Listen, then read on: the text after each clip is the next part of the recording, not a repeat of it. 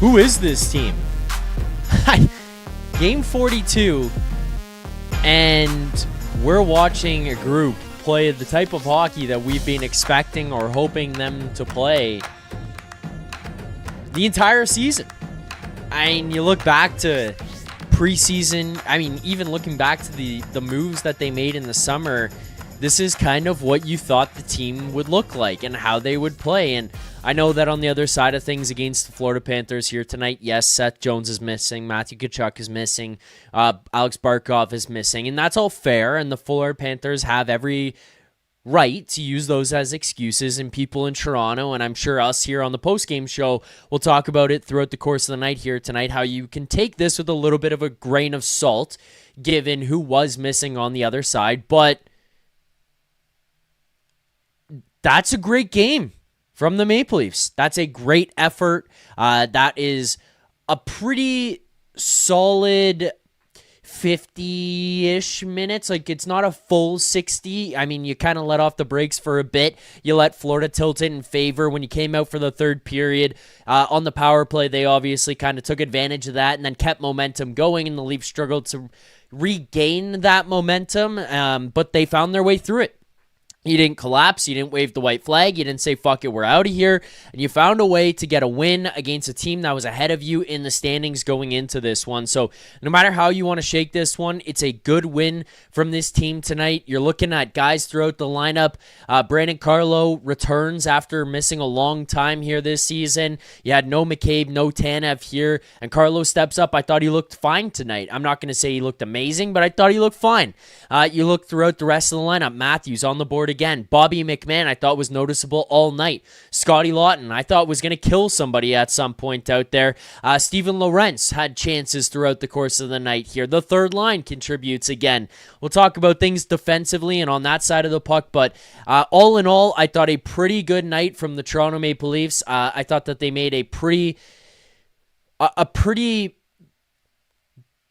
distinct effort to play a certain style from start to finish, and they succeeded at doing so. So we'll break it all down throughout the course of the show here tonight, and we're going to do so alongside a special guest as well. I want to get you guys in the chat involved in this one. I want to know what you think, how you feel about this game, and we'll do so throughout the course of tonight's show 2 different ways. Well, 3 different ways, I guess, actually. 1, just normal, pop your comments and thoughts in the chat there. I will read as the show goes on. 2, send in super chats. Proceeds from our super chats do go to Sick Kids Charity, Canada's #1 research-intensive children's hospital.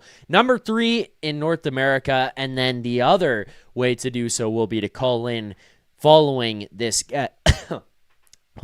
following this guest. With that, let's get to that guest. Welcome to the program here for Game 42 against the Florida Panthers, Jay Rosehill. Rosie, how you feeling about this win tonight? Are you kind of on the same page as me? Does this fire you up or what?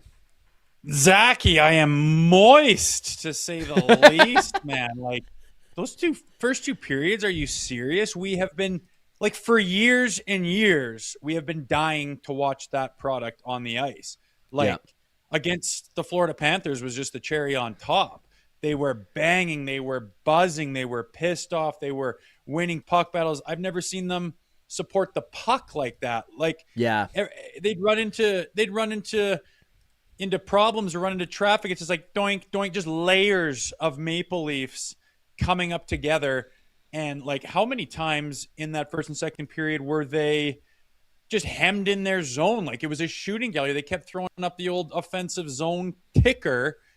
For what the Leafs were doing. We're used to that being on the other shoe and them being flat and having teams run them and push them off the puck. The script was totally flipped, and it has been for, is it 6 or 7 games now? They've been finding that kind of hockey. I am moist, I guess I said.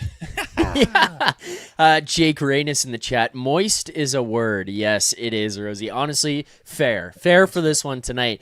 But yeah, I mean, it's a good point. And the first 2 periods, I think this is what you Alberga, myself, Vic have been dying for over the last little while with these guys. Like, we went from polar opposites where at times it was just all skill. That's it. We got to outskill everybody. The game gets physical. Okay, white flag, check please. We're out of here. We're not going to do it.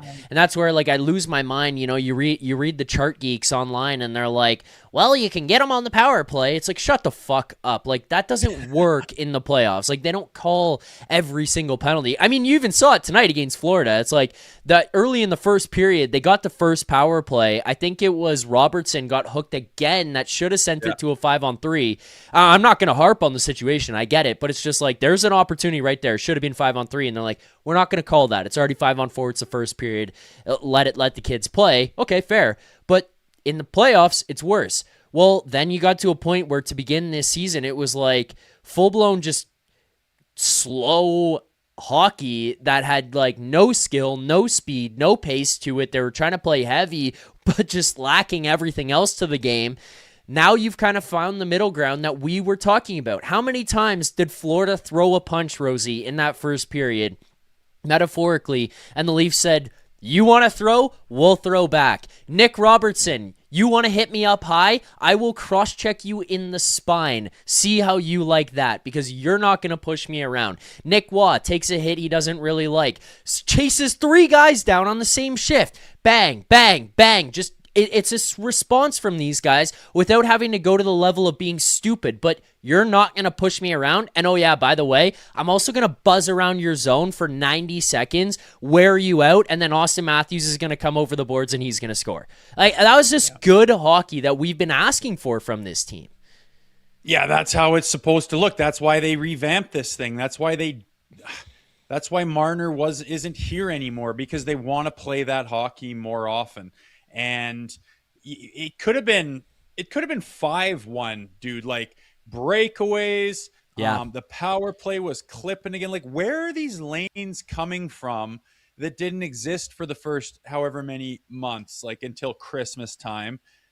Everything has changed, and I'm not planning a parade and I'm not doing all that shit, but the game speaks for itself. Like, I was on the edge of my couch watching those first 2 periods. The third period's a bit of a schmozzle, and you know they're going to put the hammer down, and they do need to tighten up on closing leads and playing shutdown and whatnot. But I mean, they pull their goalie for 3 minutes of it. There's, you know, they're going to pour the coals a little bit. So I'm not going, yeah, but, oh, they didn't play the most perfect 60 minutes to completion that's ever been played. That happens. You can count on one hand how many times that happens in the league. So I'm not worried about that. They took control of the game. They were in control of the game from start to finish. That shit you're talking about with the heaviness and the banging, oh, you want to play that way? We used to pretend like we didn't notice. Oh, did that guy just run me? Nobody noticed that. And it followed up by another chicken shit shift tonight. And in nights in the past, in the last handful of games, it is line after line after line. And it can be the big boy line. It can be, I don't even know what the big boy line is anymore. You could just roll them out there, man. They are all doing the same things, contributing. And yes, like you say, once you get those big ozone shifts, once you bury a couple D-men, once you give them a shot and say, fuck you, what are you going to do? What are you trying right now? Do you want to fuck? And then 3 guys come and stand shoulder to shoulder. It's like, Jesus, I guess we can't push these guys chicken shits with their tail between their legs right out of their own building anymore. Things have changed. And then Auston, yes, throws his leg over and does something. Or maybe it's, maybe it's Robertson to Cowan. Maybe it's Lorentz on a breakaway if he could finish. Yeah, no kidding. Matthew Nyes, like, how many different ways does this guy want to contribute? I didn't even think he was, aside from his where he got on the score sheet, a couple times he had trouble like finding the puck and finding his balance, and he was fighting it a tiny bit. But the point is, when you're that deep, you're rolling every night. And as long as everyone's bringing that mentality and that energy and that effort, it's going to be somebody's night. It could be Scott Lawton's, it could be Lorentz's, it could be Waz, it could be Domi's, it could be Cowan's, it could be Robertson's, it could be Nylander's, it could be Matthews, it could be Walls, it could be the D-man. Like, fuck me, we're deep enough to do damage. There is, I mean, you're ripping our hair out all year long going, what the hell is wrong with this team playing so passive, so uninspiring, lazy, gross hockey to the point where they're in the basement of the East. It is inexplicable because that team is better than it. And I never jumped on the bandwagon of fire, tree living. I never once uttered the words because I'm like, he did what the team needed to do with what was available. Yeah, there are a couple contracts here or there. Maybe you'd have something back in hindsight, which is 50-50. But even the stuff that people are bitching about today that Tree Living did at the time, everyone almost unanimous was, yep, got to do it. Time to go. Like, makes sense. Look at what we got. And people were happy about it. And then you look afterwards and the guy might not be good enough and someone, Minton pops off or whatever. And you're like, wow, we should fire him. Well, you don't get to have it both ways. He made the moves that he wanted to make the team to get to a place where they needed to be to have playoff success. And you just fucking watched it tonight.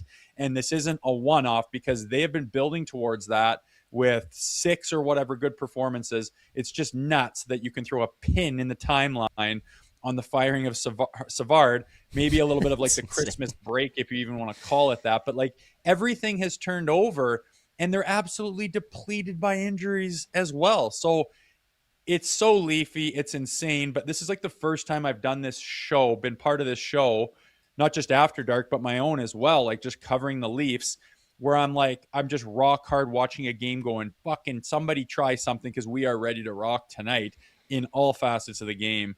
I mean, that's what we've been looking for forever. And if they miss the playoffs now and they're going to play like that for a while, they might not get the luck in the standings to do it, but it would be as Leafy as ever, where we honestly think we have a playoff team here who could actually hold their own in the playoffs and start to dominate some teams and run them around and do all things well and not have these real big holes in their game. And they'll miss the playoffs by 2 points or some shit. It scares the hell out of me because I want to see it this year bad.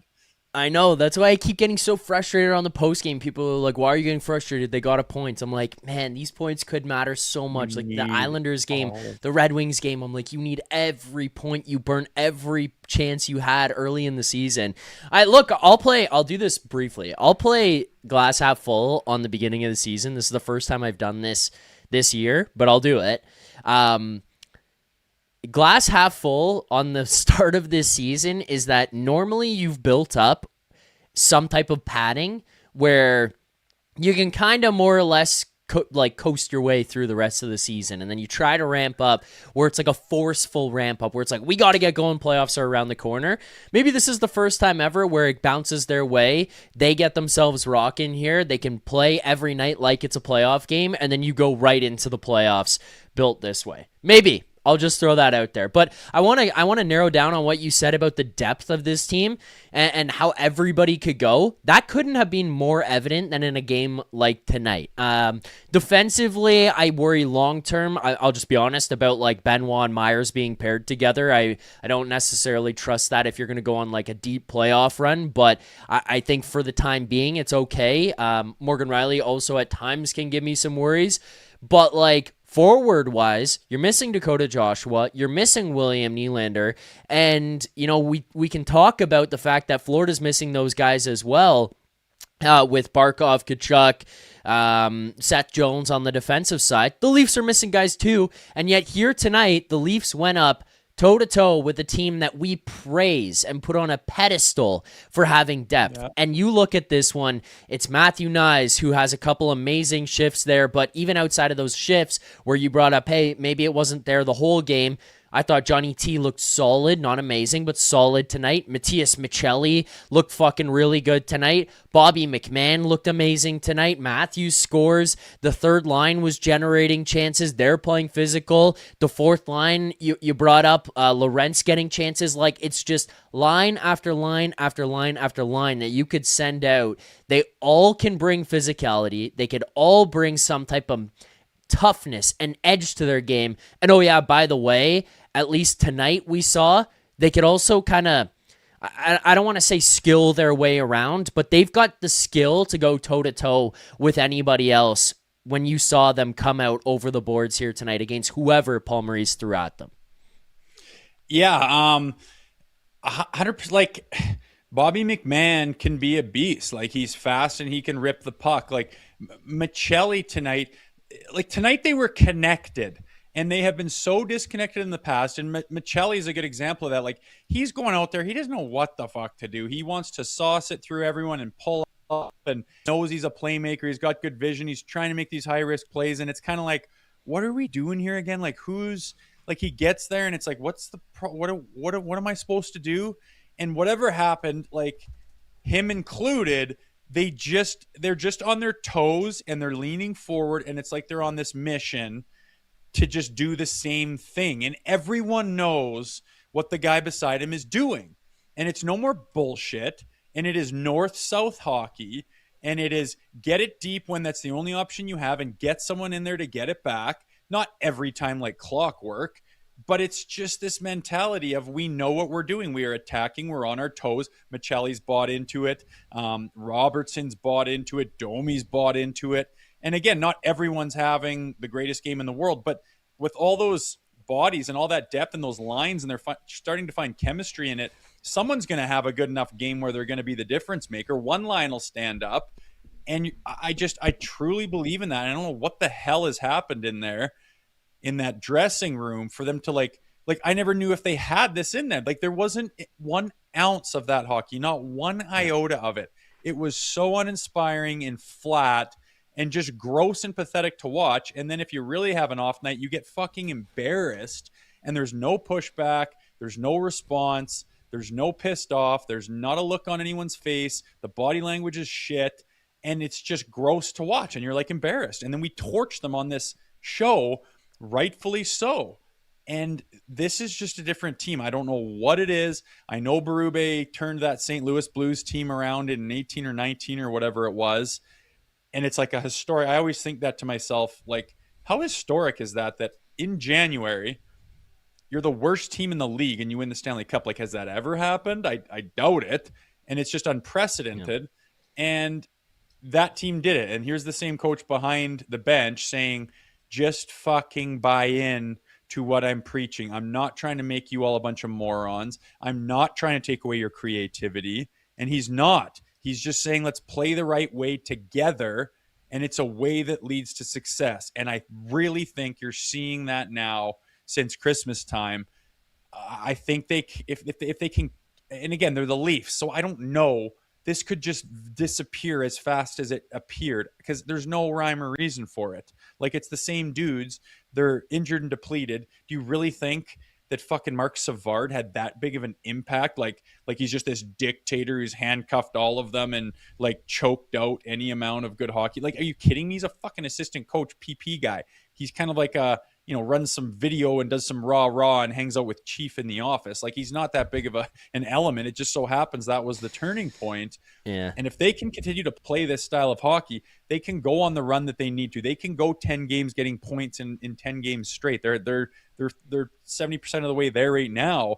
And then maybe have a hiccup and back on track. Let's run another 5 games. And then all of a sudden, maybe the division cools down.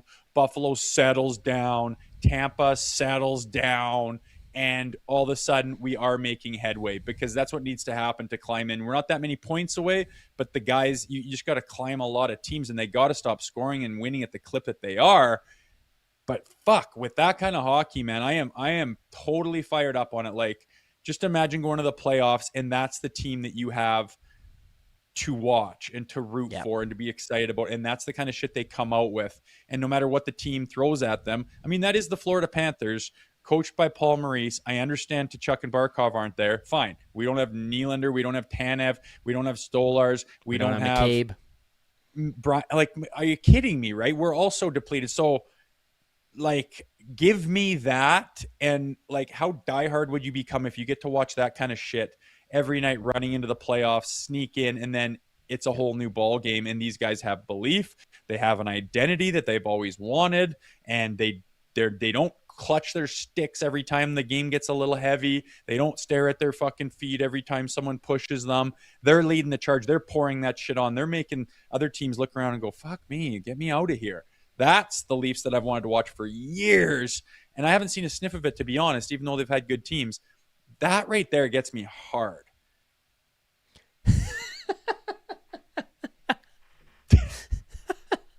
I didn't expect you to finish on that. I'm with you though. I'm with you. I just didn't expect those words to come out of Good your mouth. description, though. Yep. Uh, I don't, Rosie. I don't know. Like maybe this is your Alberta boy here. Maybe this is just like breaking a bad horse. Yeah, like you have a horse that comes in, he's bucking around, going crazy, and you got to get somebody to go in there and be like, whip them into shape. You got to be way too hard on them to get them to kind of come back to the middle ground. You know, the guy does whatever the fuck he wants, however the fuck he wants. He's got a bad attitude. It's all me. And Craig Berube comes in and he's like, fuck you. And it's not about you, and it's about us. And it's not about the four. It's about us. And it like pissed these guys off, and they went down the shitter. And then now all of a sudden it's like, okay, you started to figure some of this out. Let's come back to the middle here where you can play the way you want, but you're also going to play the way I want a little bit here as well. And they and just see the light, right? middle. Maybe they just see the light with that and they go, okay, God, Yeah. that's the feeling. I get it now. And it's contagious. And they're all looking at each other going, that's what it is. And maybe they haven't been a part of that, or maybe they haven't played that style of hockey or been on one of those teams. I know some of them have, like Lawrence was on Florida and Stoli, like guys have been on decent teams, but sometimes it's a weird dynamic to make it click. And everyone just unanimously is like, that's it, like eureka kind of thing, or the horse is broken and the stubbornness is gone, and they give in and say, okay, I guess that's the way. And I don't know, I'm not trying to get ahead of myself or put the cart before the horse or whatever, but that is what it looks like right there. And I've been begging for that shit. I was going to say something else, but go ahead. I can't remember. Leaf Station 401 right here on YouTube. Leaf Station After Dark, wherever you get your podcast. Make sure to hit that like button, subscribe. Mobius Strips, says Zach's doing smelling salts. Rosie's taking Viagra. So, well, there you go. You hit that like button. Don't need it tonight. Every set of 50 likes, 50, 100, 150, 200. We do smelling salts here on the post-game show. So keep hitting that like button. Rosie, I don't want to do negativity here tonight, so I'm going to smush this little one into the middle here, and then I want to point out something I didn't love tonight. We'll just talk about that, and then we can get to some positive, and then we'll get you out of here because I don't want to take up your whole night, and I know people in the chat want to call in as well, so we'll get to those calls in a bit. But I just point out for myself two things that I don't love, and one, I just don't want it to become a trend here because it's now 2 games in a row, so I'm not willing to throw it into trend category. It's just maybe a coincidence at this point, but back-to-back games, you've come out for the third period, and you've gotten your teeth kicked in a little bit. Mind you, asterisk on this one, the Panthers start on the power play, so I'm willing to give the Leafs that, but they just didn't seem to get momentum back for a little while. I think there was a point where it kind of felt like they were just trying to survive in that third period, and you could kind of see it switch a little bit where it felt like, hey, Florida's picking up some momentum.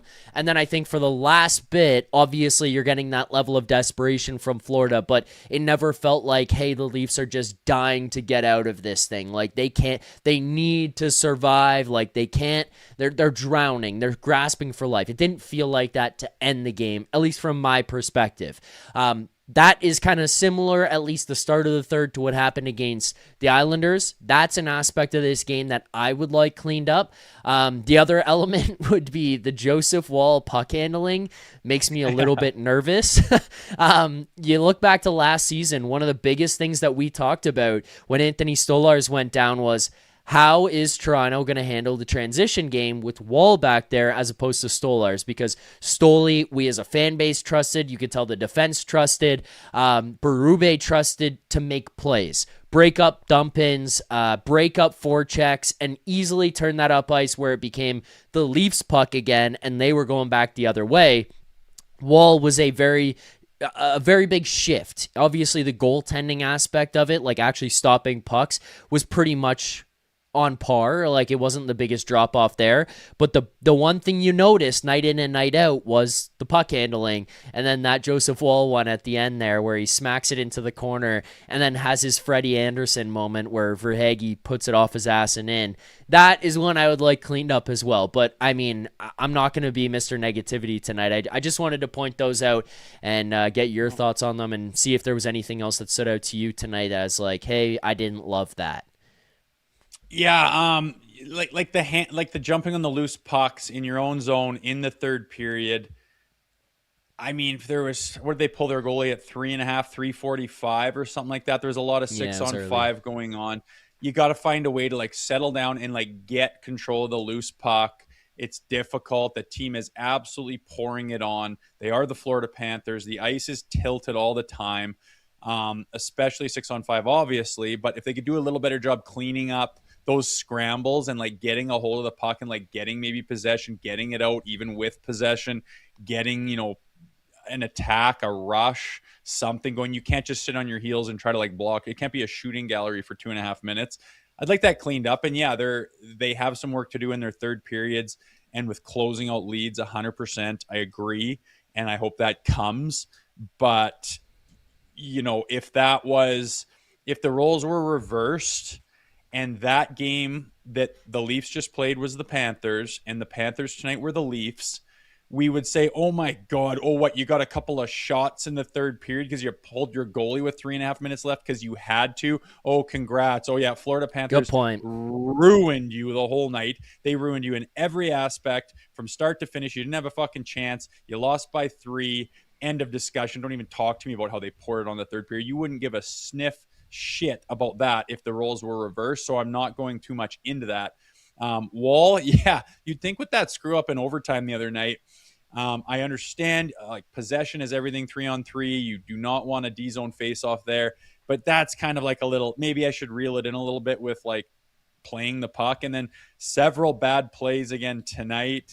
Like he'd throw it up and try to go glass and out with it, and it would go right to the D man. He's like scrambling backwards to get back in net, and then obviously the Yeah. fuck up.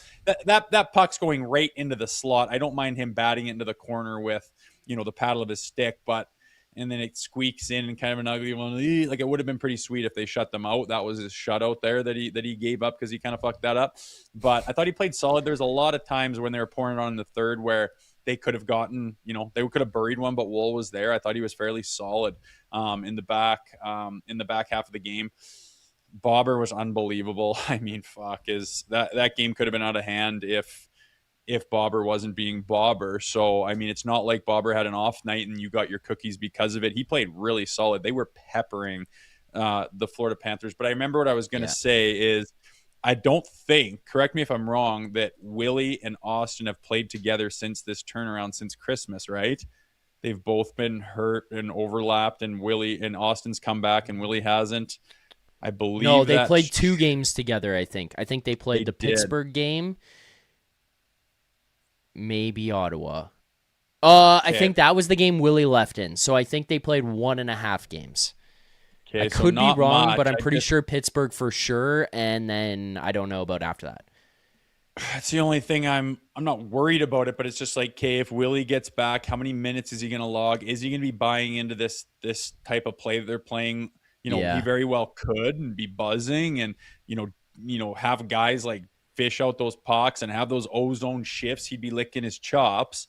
But there are weird things with this team where certain guys. I mean, the first time we saw this life was when Austin was hurt and they had I think they were both hurt, right? Was that not the first game? I'm getting my games mixed up. Yeah, It was yeah, the yeah. fucking No, you're right. holidays You're and right. drinking and whatnot. But it was like, oh God, we're without Willie and Austin now. And like the sky was falling before Christmas. And they had one of the most inspiring, put your balls on the table type of games that we've been looking for. And they haven't really looked back as a group. I mean, all you need is Yeah. to get Willie in there and to complement it and to buy into it as well, because he's kind of that last piece, the last stubborn mule to not buy into it and be like, I'm going to do things my way and decide when I'm going to turn it on. Like that shit has to be a thing of the past. We've been screaming for it for so many years, man, with them just being like, yeah, not tonight. And now they don't have that luxury anymore. And, the theme last year was the regular season doesn't matter or fucking, well, now it does. And like you pointed Big to time. beforehand, imagine it could be the saving grace where they don't have the luxury of let's rest our guys the last 7 fucking games of the year. Yeah. So they're just like feel like they're coming off an all-star break when the puck drops on the playoffs. Like, no, they might have to fight their way in and they don't get much of a break. And then it's just pick up right where you left off. And whoever you face might be in for one because the boys are just a train coming down the tracks. That's the dream anyway. Yeah, I mean, look where they're at right now in the standings. 47 points. They're tied. They're tied right now with the Florida Panthers at 47. They're one back of the Sabres, 48. I mean, you look at just the Atlantic Division. This is obviously without some games being updated or finished as of right now, so I'll just take that with a grain of salt. But Montreal, they're 5 points back of right now. Like, these are not insurmountable gaps to climb. You go on a little bit of a run, one team falters for 1 week, and next thing you know, you're surpassing them. And obviously, it's just that easy to go the other way and people to pass them, but you go on a little bit of a run here, you got yourself in. It's not impossible to get yourself back in the playoffs. And I mean, even to that point, Rosie, you're 2 points back of the Penguins, 3 points back of the Capitals, who are holding wild card spot 1 and 2 right now. So, I mean, you're. I'm not going to say you're in a good spot, but you're not as, far down the hole as you were like a month ago or 3 weeks ago, even here there at that point.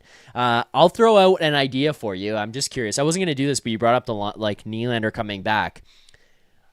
I think that what you do to start, what I would like to see at least, and you tell me what you think, you put Yarncroke in the press box. You put Nylander on that fourth line with Lawton and Lorenz. You keep Nyes and the rest of the lines together. And then you kind of use that fourth line as like Lorenz and Lawton are going to fly around. Lawton wins like every fucking draw. They're going to kill everybody. And then Willie, you're just going to go and do your thing and score goals. And like you're going to have to be involved in this play because the other two guys are going to force you into it by the way they play. But then they're like Scott Lawton is skilled enough to play with William Nylander. I know people don't love him. He is. I don't know if it's just a dislike for the trade that took place or what it is. He's skilled enough. I'm sorry. He is. So I think that would be the way I would do it, and you'd break them in, and then you could get 4 lines. And let's just be clear here. If Nylander goes on the line with Lawton and Lorenz, they're no longer a fourth line. Like, let's call it what it is. They become like your third line. They probably play close to as many minutes as your second. But what do you think about that, Rosie? Am I out to lunch with that idea? It's unorthodox for sure, but imagine it worked, right? My only thing is Willie just famously needs his minutes. Like he'll bitch that he can't get it going. And true. If he's not happy and he can't get it going and he doesn't get his minutes, guess what he's going to do? Well, I guess I'm not going tonight. And then that's the end of that. I hope he's more, because we did see it this year when he got put down to the third line. He's like, hey, I get it. And I don't even know how long it lasted, probably something laughable, but he's not incapable of being that team player guy. It's an interesting thought, but the big thing is like, you don't want to wreck that third line.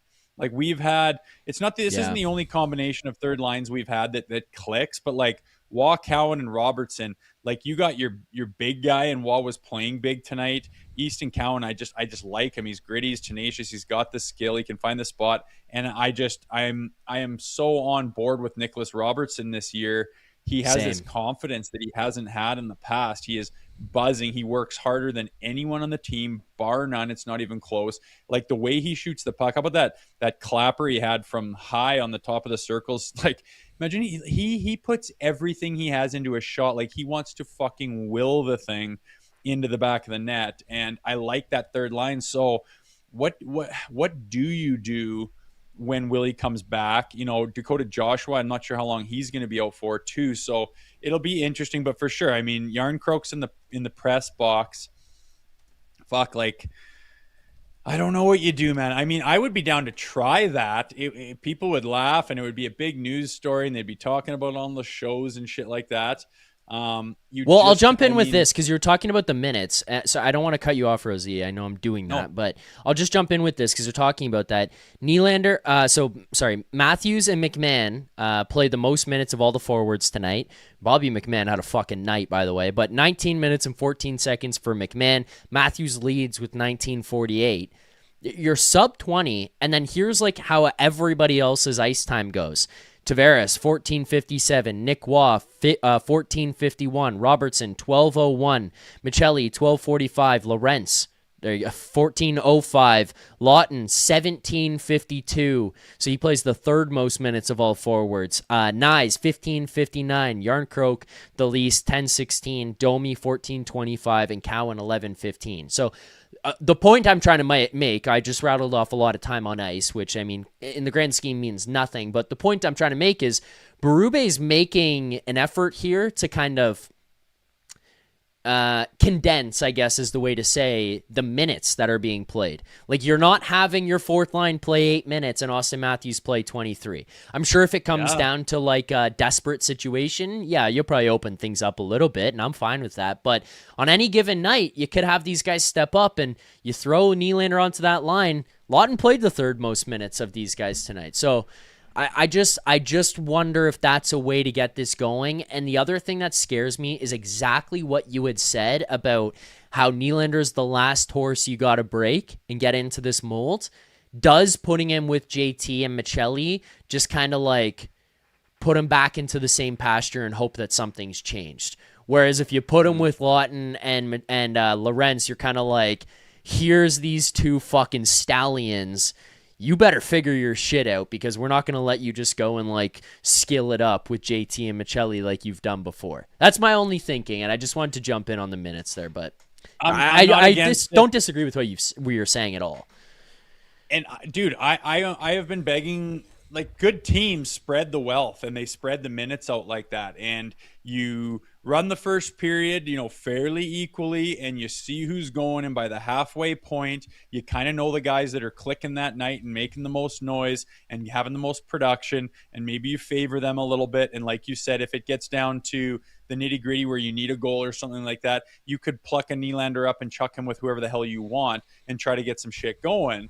But when everyone's pulling on the same rope and your whole team feels like dogs, you can do that. And I would love to be a fly on the wall during that conversation. Maybe it would go better than I thought. But on the other hand, too, with Auston Matthews, and Willie's had, injury problems. These guys have missed games. Like, you are saving them and, providing a little bit of relief throughout a grueling Olympic season schedule to possibly go into the playoffs healthy. I mean, playing, the Steven Lorentzes of the world and the Scotty Laughtons, a little more equal than in 7-8 minutes, it's only going to help those guys not be worn down. And I mean, I don't know what Auston Matthews' deal has been this year, but it seems like he gets run down and things flare up or whatever the hell the case is. I don't think it would hurt to spread the minutes out if you can. They just have never had that ability to do so, because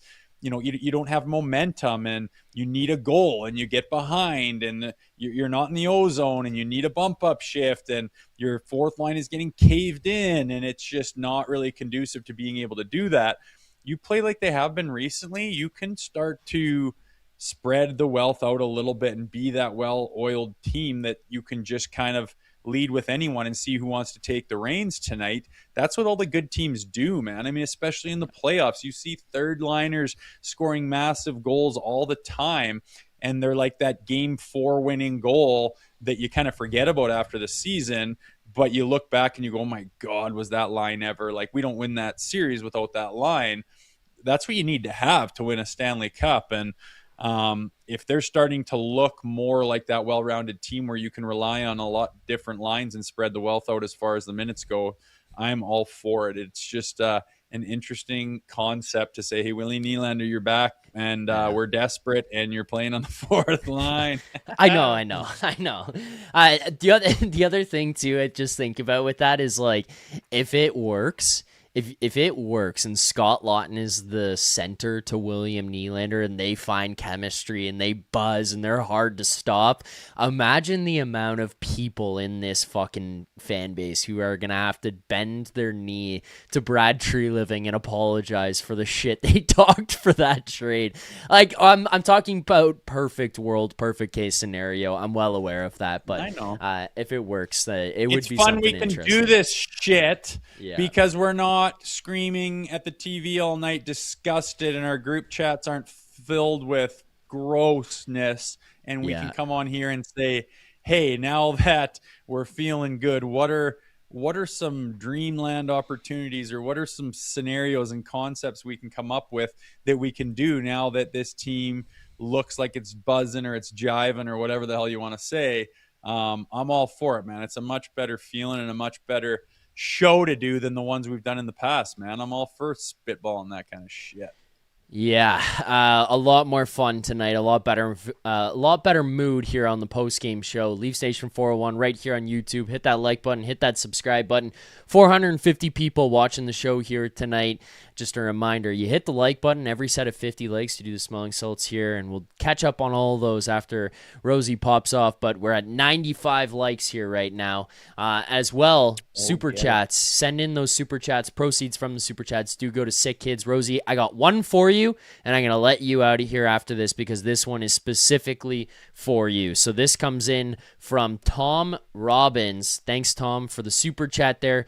Tom says, Rosie, it was a great game. A little off in the third, but they stayed together. They have to continue to play this way to keep climbing the standings. Basically all what we've been saying here, Rosie, but he throws in at the end, don't forget my jersey. This guy, I think, has asked for your jersey, an autographed Rosehill jersey, a few different times here now. And I'm pretty sure, Tom, if we go back and look, he's probably donated in the last 2 months about $1,000 to this channel. So I was like, I told him I'll do what I can to try to find you one, brother. Dude, it's funny how people, when you're playing and whatever, people come out of the woodworks and you got a jersey for him? And yeah, there's a whole shelf of Rosehill jerseys for the taking here, dude. No, there's not. But hey, hit me if you got a jersey, mail it to me. I'll mail it back to you, man. That stuff happens all the time. Not a problem at all. Hit me up on the gram or Twitter or whatever, and we'll arrange it. But thanks for the support and the super chats there, Tommy Bahami, and I'm glad you're feeling choice after that nice little regulation win against the pesky Florida Panthers. I'm feeling it too. All right, Rosie, with that, I'll get you out of here. I'll just give you one final opportunity. Anything else? Any parting words on your way out here tonight? Oh, good question. Makes me kind of wonder, Stoley in the mix. I just, all the talk lately about Woll, Hildeby, if you were to just come out of training camp and be okay, even the rest of the shit aside with the season and where they're at and everything, but if you're it's been mostly Woll and Hildeby the whole season, and some people think that Hildeby should take the crease tonight, for example. There was a lot of, people thinking that Hildeby could have taken it tonight, and it just blows my mind that Hildeby, this unknown, who I remember last year, I think they were on the West Coast swing there, ample opportunity, perfect time to get Hildeby in, and they just wouldn't do it. It was just we just don't trust him. He's just not ready. We just don't want to put him in that position. And now you look at him he is a beast back there, 6'7". Oh my God, I almost just heard the I fucking hate it. When will that die? But you can't say it without thinking it. I think he's about 6 3/4 or whatever. And he's so square. I mean, when Woll and Stolars are playing good, they just seem like this. They're blocking goaltenders that are square and poised and make it look effortless.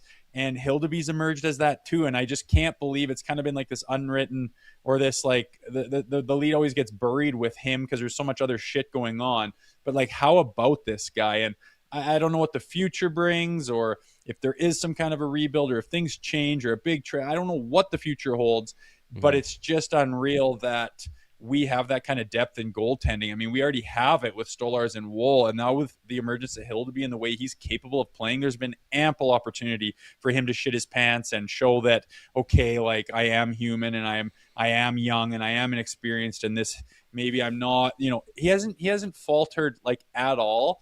And it's just always been buried with the other stuff. The fact that this guy is here, he's ready, we have him, he's not going anywhere.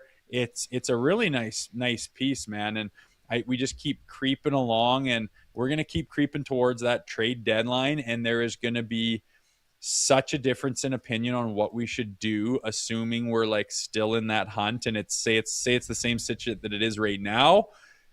Buy, sell, Trade overhaul, like what the hell is going to be the play? I think Tree's going to have his work cut out for him this year.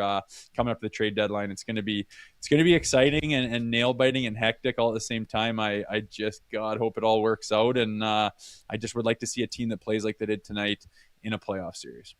It's a fucked up year, Rosie. That's the Sure easiest is. way to put it. Maybe It's we a need fucked one of up these. year. Yeah, honestly, we maybe we do. We just need We've some, all we need said some that chaos. when we fucked around with the lineup and lost Marner, we're like, "Hey, don't be surprised if there's some growing pains.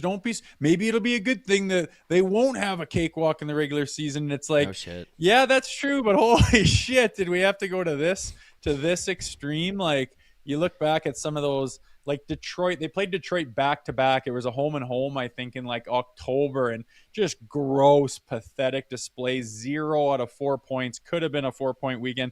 Like that right there very well could be the difference. Just that garbage we had to watch October, November, and much of December. Wild times, but I'm ranting. Thanks for having me. Lots of good things to come. I don't know. I'm really, really ecstatic about the way they've played. They've won games and gone on tears before. I've never been like this because that is what it looks like. That is what this team was built to do.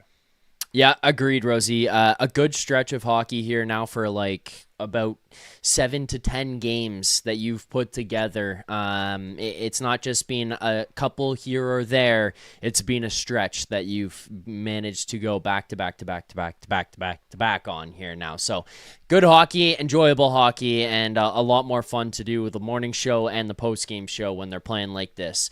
Rosie, appreciate you jumping on, spending so much time here with us here on the post-game show. Look forward to seeing what you've got up your sleeve for tomorrow on Leafs Morning Take, and we'll catch you around this channel, whether it's more After Darks or Leafs Morning Takes, whatever it is. But we appreciate you as always. Yeah, buddy. Thanks for having me, dude. Say goodnight to the chat and enjoy the rest of the show. Peace. All right, there you go. Jay Rosehill right here. Leafs Nation After Dark. Always appreciate Rosie for jumping on, giving his thoughts on what's going on around the Toronto Maple Leafs, what happens in a game, given his instant reactions to everything that is happening with this team.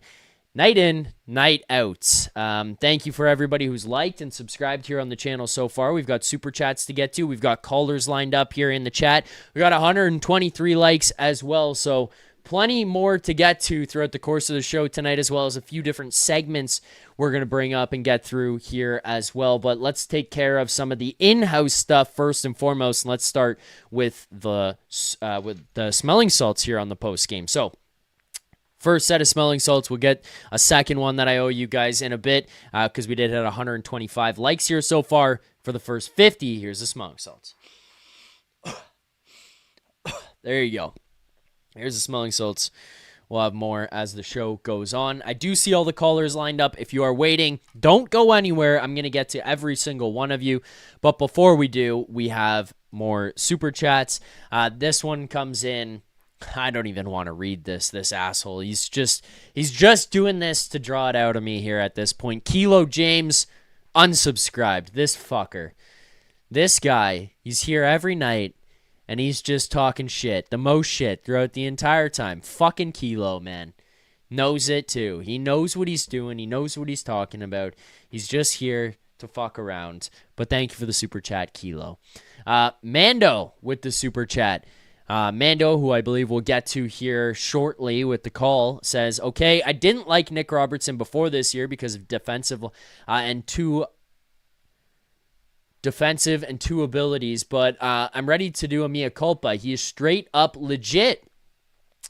Mando, I'm with you, man. I wouldn't say I didn't like Nick Robertson before. I was just very much in a position where I would say even before last year, like going back before that, I would be willing to move on from Nick Robertson, because there was a point where you were hitting a sell high, or you were kind of like able to sell on the asset without anybody knowing what he was, because there was belief that he was going to be this, at least from internally in the fan base, I should say, I should clarify that he was this like 35, 40 goal scorer that the Leafs were holding in captivity and didn't want to let become himself. And so that I always pushed back and said, I don't think he is that. I think that he's a guy who struggles offensively, and you can't just play these guys, because you don't want to be sitting here being like, oh, like, here's development, buddy, it's okay, develop. On the other end, you're like holding guys accountable and shit. Like, you were looking at a guy who was struggling to be an NHLer every night, and that's why he would sit in the press box. That's why he would go down to the minors. That's why he was back and forth, in and out of the lineup, all that kind of stuff. Now he's kind of finally figuring out how to be an NHL player and figure out the other aspects of his game. Like, my dad texted me during this game, who of all people is probably somebody who actually was maybe a Nick Robertson hater. He texted me during this one and he said, okay, seen enough games from 89 now to realize to think he has finally figured it out. Like, you could tell now, even when he doesn't have the offensive game or the skill game rocking or the goal scoring type of game going, there are other elements to his game. And, I'm just going to pick on one moment from this night, and I don't mean to do a whole deep dive or like make a big deal of this situation, but it was one that stood out to me, and I thought, man, he would have never done that before. Was Nick Robertson was hit in the corner. I think it was by Belinskis. He's hit in the corner, and it was up high. Like, I saw it happen and immediately said, I think that was up high, or caught him off guard. And instead of just kind of looking away and being like, oh, that stung, like, fuck, that was sucked, he keeps moving, turns around, cross-checks Belinskis, goes at him again, and then goes right to the front of the net and battles with him. Stands his ground in front of the net, stands his ice, doesn't allow Belinskis to push him around and move him around in front, and just says, fuck you, I'm standing here. And the two of them battled a little bit, and Belinskis, or whatever, however the fuck you say his name, I'm sorry, Belinskis, if I'm saying it wrong, but he basically just says, okay, like, I'm not going to do this. Like, you've got the ice, it's your ice, like, we're both going to stand here and push back and forth, but, like, I'm not going to hack and whack, because you're hacking and whacking too. And that was the end of it. I've got a lot of respect for Nick Robertson for finding other elements of his game and figuring out how to become an effective player outside of just scoring. Like, he's bringing that element to the game where he can play in your bottom six now. He can make an effective third line with him, Cowan, and Waugh. Robert Bett should have got a shutout. That goal against was just too leafy. It was. I said it to Rosie, but that goal against was like the most Freddie Anderson goal of all time. Like, that's Jake DeBrusk playoff below the goal line, tie game late in the third type of goal ever. Maxentius Decimus, I'm terrified they will break up our third line once Joshua is back and I get the Keefe PTSD, and I'm scared. Two things. One, I think if the line plays like this, they just cannot possibly change it up. I think a few different aspects of this, but one being they're playing too well. I think the coaching staff is smart enough to realize we can't and shouldn't break this line up. Two, I think that there's an element of pressure coming from above. What I mean by that is it seems as though there was some message from a more powerful source, and I don't know if that was Keith Pelly or Tree Living or who, but Mark Savard was fired, and I'll say, just from pure speculation, it feels like that was more than the power play stinks, get this guy out of here move. It feels like there was an element of watch yourself or you could be next from whoever was behind pulling that trigger. And I don't imagine that they'll be so willing to go to the blender like that, where it's like, oh, this line's working, but let's switch it up because I love Dakota Joshua.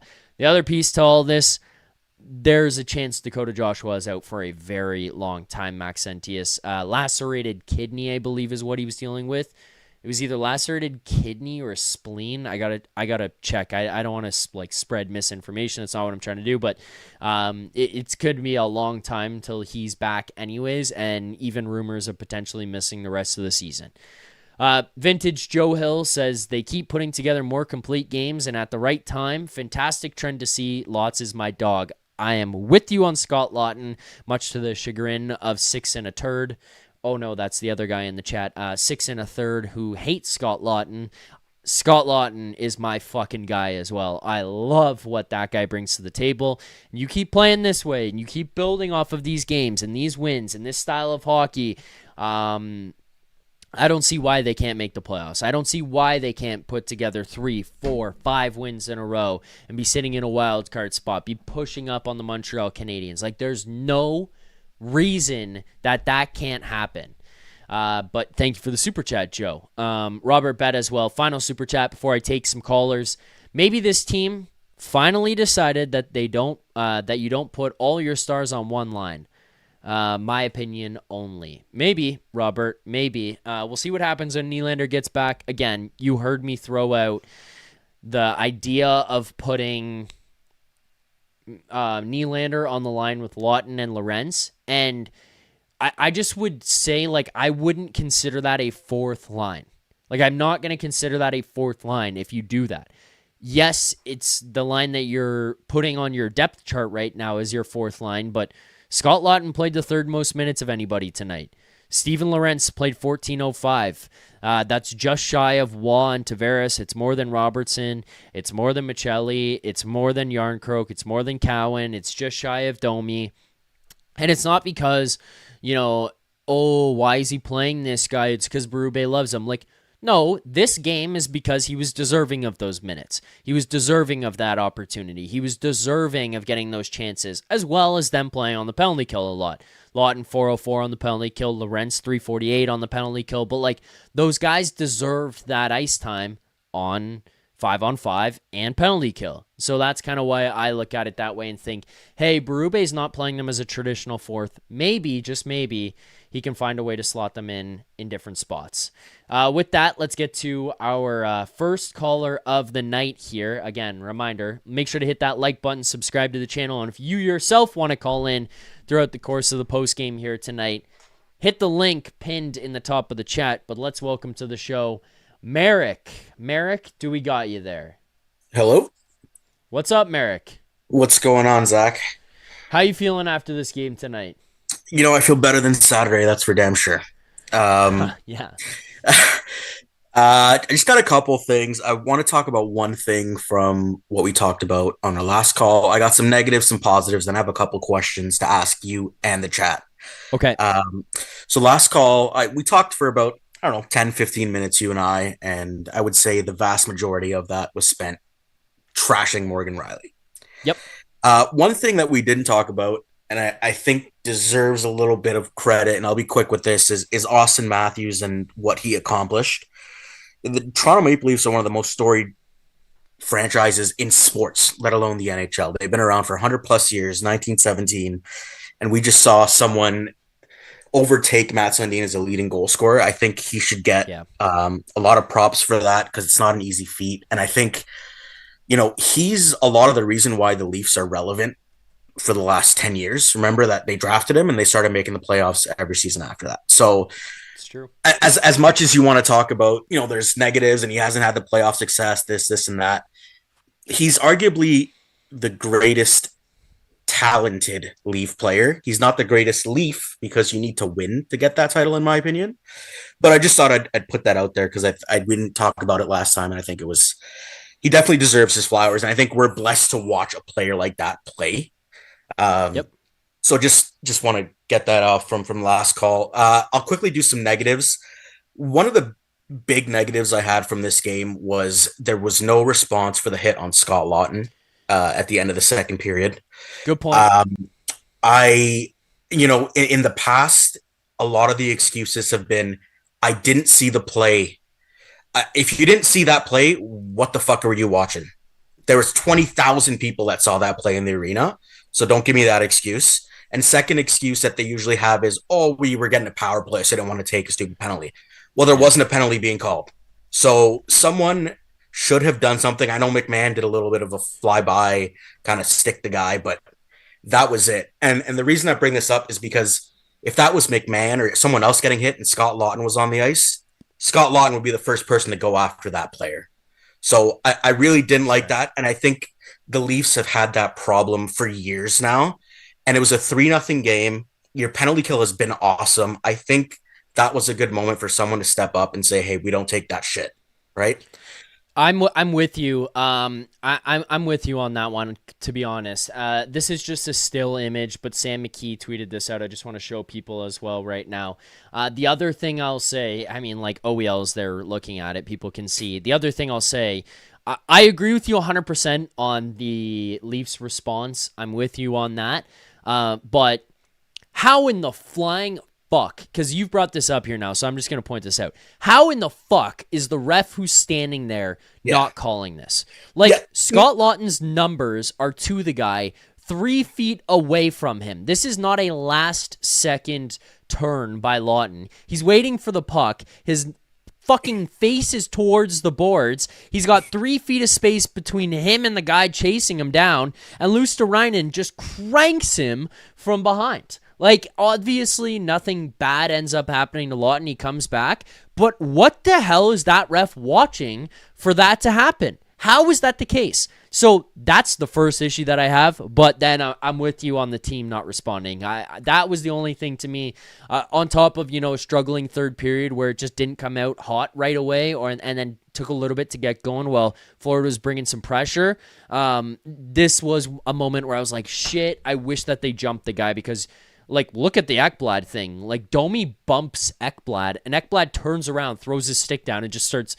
He's like, we're fighting. Like, he got bumped. Like, how are you not going Scott Laughton here? Or for Scott Laughton, sorry, I should say. Yeah, 100% agree. It should have been a penalty. That's one of the most dangerous plays in hockey, is hitting a person in the numbers a couple feet from the boards. I really thought there would be some kind of response at that moment. So that's kind of the biggest negative I have. A couple of other small negatives. I thought Morgan Rielly had a better game for the first almost full 2 periods. I noticed him because he was in the play. He was getting chances. He should have buried that one that he got from Michelli cross crease or across the ice there. Yeah. And then that last play of the second period where him and Carlo kind of get walked and draws a penalty. I didn't like that, but we talked enough about Rielly last call, but just wanted to mention that he was better, but he still kind of did get walked on that one play. Tavares, I think we still need a little more from him. He was better, but not as good as I would like him to be. I know you mentioned some of the ice times, and he was kind of middle of the pack with a lot of the guys, right? Like Steven Lorentz almost played the same amount of minutes. Now I get it. He penalty kills. I got a theory. So there's that. I got a theory. You tell me if I'm nuts for this, okay? I think that we are seeing the wear and tear of the condensed schedule catching up to JT. And I'll point out last year, there was a point probably around December before the Christmas break, because I think they got a little bit more time last year where it seemed like he was really starting to slow down, and then he kind of came back and looked like he had some pep in his step again. I just feel like he's lost that jump in his legs right now, and I think that being 35 years old and not the most fleet of foot anyway, it's starting to kind of catch him because... I agree with you, and I said this a little bit in my pregame the other day where I was like, I want more from that second line, but I don't think they're playing poorly. Like, I'm not looking at JT and being like, this guy's playing like shit every night. It's more so just like, man, I wish you could give me a little bit more than what you're giving me right now. Do you think I'm lost here on this one? I just kind of feel like JT's just losing some legs right now, losing some steam, needs a break. No, I definitely agree with you. He's, like you said, he's an aging player and who definitely needs the break. I think he played a lot in the first 20 to 25 games, and he was frankly carrying a lot of the offense during that time. So there could be just the negative effects of that and playing the big minutes earlier in the season. But yeah, so that's the point on Tavares. You talked about this, and I'll quote Steve Dangle: if you're a goalie, tend the goal. He loves playing the puck and he's good at it, but just pick your spots a little better. And then one more thing that I didn't like, I think it was 4.5 to 5 minutes left, and you threw out Domi and Rielly at the same time again. That's the last shift that Domi played. It was a 3-1 game with 5 minutes left. and I saw Domi on the ice. I'm like, what is going on here? Haven't you learned your lesson yet? Like, Yeah, I know. get Lawton up there, get Waugh up there playing the wing, like do something different. We're lucky we got away with it because on that shift, Domi did make a weak play on the boards and didn't get it out. And I thought, oh, fuck, here we go again. Mm-hmm. So that's kind of the last negative I had from this game. Positives, I thought Michelli was awesome tonight. I thought his second period, I thought he was the best player on the ice. He was making plays every shift. He seemed like he was creating something. And just to point out, he came back on December 20th. He's played in 9 games, and the Leafs are 5-2-2, and those 2 non-overtime losses were the last 2 of that road trip where they lost to Dallas and Nashville. So, and everyone was bad in those 2 games. So they've gotten possible 12 out of 18 points since he's been back. Now, obviously, it's not all him, but he is definitely a factor on that second line, and things are happening. Yeah, so that's he is. He Michelli. looked really good tonight as well. Like, he looked very good tonight as well. I thought that's one of those things too. It's like the Nick Robertson situation that we're talking about, Merrick. I talked about earlier with you here was like, or maybe it's from the super chat. Sorry, but it was like he's found that game outside of what happens if you just have skill, and then I think a lot of the stuff that, you know, some of these stats people who want to take hitting out of the game, and once the game gets past 5 goals, they want the scoreboard to turn off. Outside of those people, like the problem is, like, they look at it and they're like, you don't need gritness and like you don't need to battle, like you need to skate up and down fast. And it's like, well, the thing is, if you battle and you win your battles and you're willing to play along the boards and you're willing to help out in your defensive zone and you're willing to support guys, you create chances for yourself at the other end of the ice. And that's kind of where Matias Michelli has learned here. And I'm not going to say that it's a direct correlation with Berube scratching him and him coming back, but the way he's playing right now is different than the way he was playing at the beginning of the season, because there was a lot of like, I just want to be a skilled guy. Not necessarily what's happening right now, and I'm not going to try to sell you up a river that this guy's a grinder. He's not, but he's actually battling more. He's engaging more. You see him in the corners. He's not afraid to take a hit. He's not afraid to get in on the forecheck. And then when you see that stuff start cooking, he gets more offensive chances. He creates more for other guys. And now you're seeing other aspects of his game start to blossom, so that's where I want to give him the credit. Yeah, like I said, I thought he was the absolute best player in the second period. Every time he was on the ice, something was happening. Yep, I agree. So I just wanted to give him some flowers again. You've talked about Nick Robertson, but I just wanted to point out that, you know, a lot of times when you were looking at Nick Robertson early in his career, he'd be on the ice just getting pushed around. And I have not seen that this year. He's playing big. He's playing feisty. Yeah. He's reverse hitting people. You mentioned the cross check on Balinskis in the corner, coming back to the front of the net and keeping it going. Like, he is really taking advantage of his opportunity this year. And just in general, that line is awesome to watch. I don't know. I just love watching them.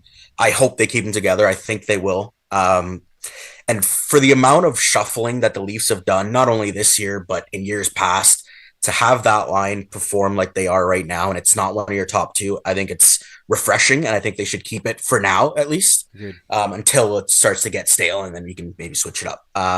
Yep. So that's my point on that third line in Robertson. I thought Brandon Carlo, he looked decent. I thought he was moving his feet. He looked, fine to me. I didn't really notice him, which is probably a good thing for Brandon Carlo. Yep. Bobby McMann, again, like, I love Bobby McMann when he's going, but when he's not going, he is invisible. And he goes on these not going streaks for like 10 to 20 games, and it sucks, but I guess that's what you get for $1.4 million. But when he's skating, man, he looks good. Matthew Knies, I thought he was better tonight. He really battled hard. I still think, like I said on the last call, he's battling something injury-wise, but he's pushing through. And that effort he made on Matthews' goal is just incredible to get that pass back to Matthews. So that's good game by Knies tonight. And then honestly, Auston Matthews could have had like 5 or 6 goals tonight. He's playing some good hockey, and it really, I feel like the season for him kind of turned after he got that one game off that New Jersey game, which ironically I think is probably the best game they played all season given the circumstances.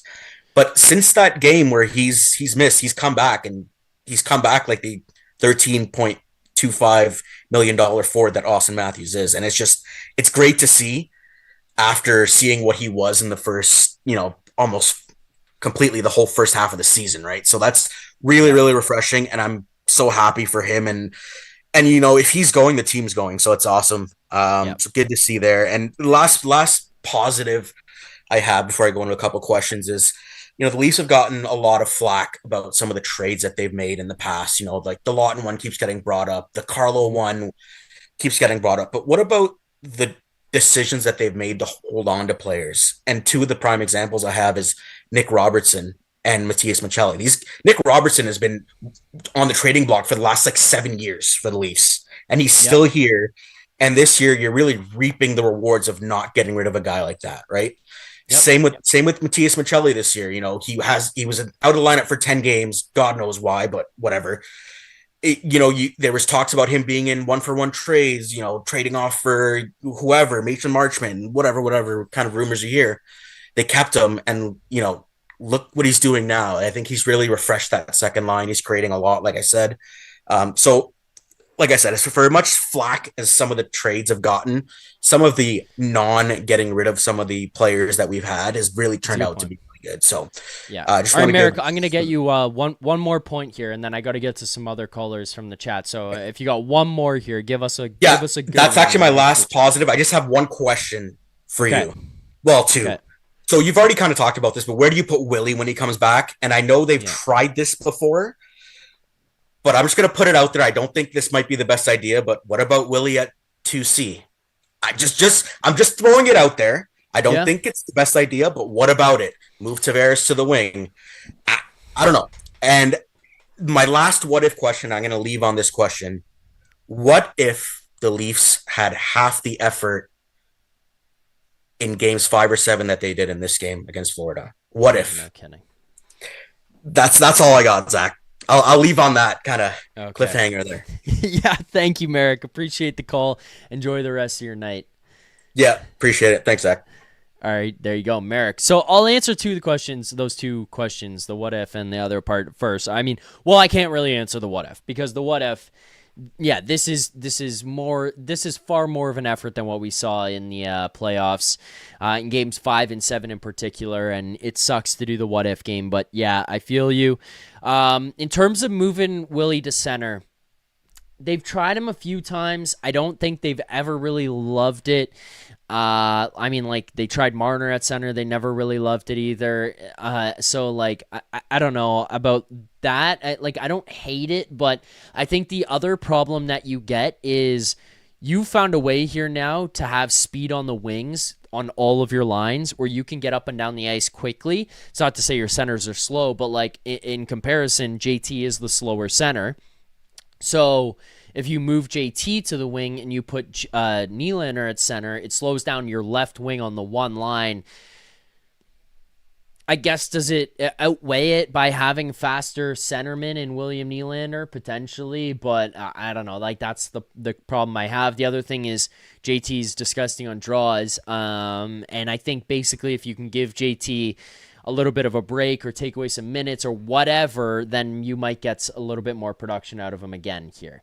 All right, let's get to our next caller. Let's get to Joe Hill, our guy, friend of the show, Joe Hill. What's up, Joe? How you doing tonight? Thanks for hanging in there. Hey, what's up, Zach? Good to hear from you, man. Good to hear from you as well. Big win for the Maple Leafs tonight, 4-1 against the Florida Panthers, and obviously still games to go here tonight. But, Joe, as of right now, they sit 2 points out of a playoff spot. Yeah, it's like every team in the East has a winning record right now. It's such a disgusting parody, and it's not to make any excuses for the way we played the first half of the season, but it seems like at a time where we've seen them typically take a step back, which is in January, we're seeing them take a step forward here, and that's a good thing to see, right? And starting to put some games together. I mean, it's debatable how they played against the Islanders, but the Islanders really just shit-kicked the Devils tonight. So, I mean, something to be said for taking them to OT. And it's always tough whenever we play on the island. I have no idea why. It just always is. We do not have a great track record there in the last 5 to 6 years. The one thing I really just noticed tonight and just kept thinking about over and over again is just really how necessary it is to have a captain of a team playing well, because you're starting to see the other pieces of the puzzle start to step up, with Matthews' play starting to improve. And it seems like all the ducks are getting in a line now, and you're starting to see more people getting behind him, and he is leading the charge, and how necessary that is to have a successful team. And especially with a guy like Matthews. And, if he's down, it seems like the team is down. It is the same way with Marner last year. If he was down, a lot of other guys were down. So it's just so necessary, and it's so good to see. And, whatever is ailing Willie, I'm hoping that he'll start to get in that same vein, and we can start to see them come alive together. I think that will be a nasty 1-2 punch on the top 2 lines. Or if, like you said, if we put them on the 4th line, I think that would be so sick. I think it would be so sick to have a first line, second line, a 3A and a 3B line. Right, because all of them would be so dangerous, and I think that. Well, would be and the really other great. thing too, Joe, by the way, like I would throw out there is like you're already getting a situation here right now, especially when you look at the minutes and you look at the deployment and you look at who Berube, how he uses guys in the matchup game. The thing I would throw out there as well, and I know I'm hung up on this idea, and I'm probably gonna be hung up on this idea for a little while until we actually see Nylander come back and where they slot him in, which is probably going to actually just ultimately let me down in my vision for what this could be, and they're just going to put him with JT and Michelli. But the idea I have here is like you've built out 4 lines here now with depth, right? Matthews is playing with Bobby McMahon and Max Domi. So rather than loading up Nyes and Matthews and Nylander, and then putting a winger there, and then putting McMahon down the lineup, and then putting other guys where you're getting a 1, and then like a little bit distant 2, and then you're getting a very clear 3 and a very clear 4. You've kind of got yourself like Matthews has taken 2 guys who effectively could be like middle 6 to bottom 6 players and brought them up to the first line, and his play is driving their play and bringing them up. And then outside of that, you've got JT and Nyes and Michelli who are playing good right now. I think they can get to another level, but they're playing good.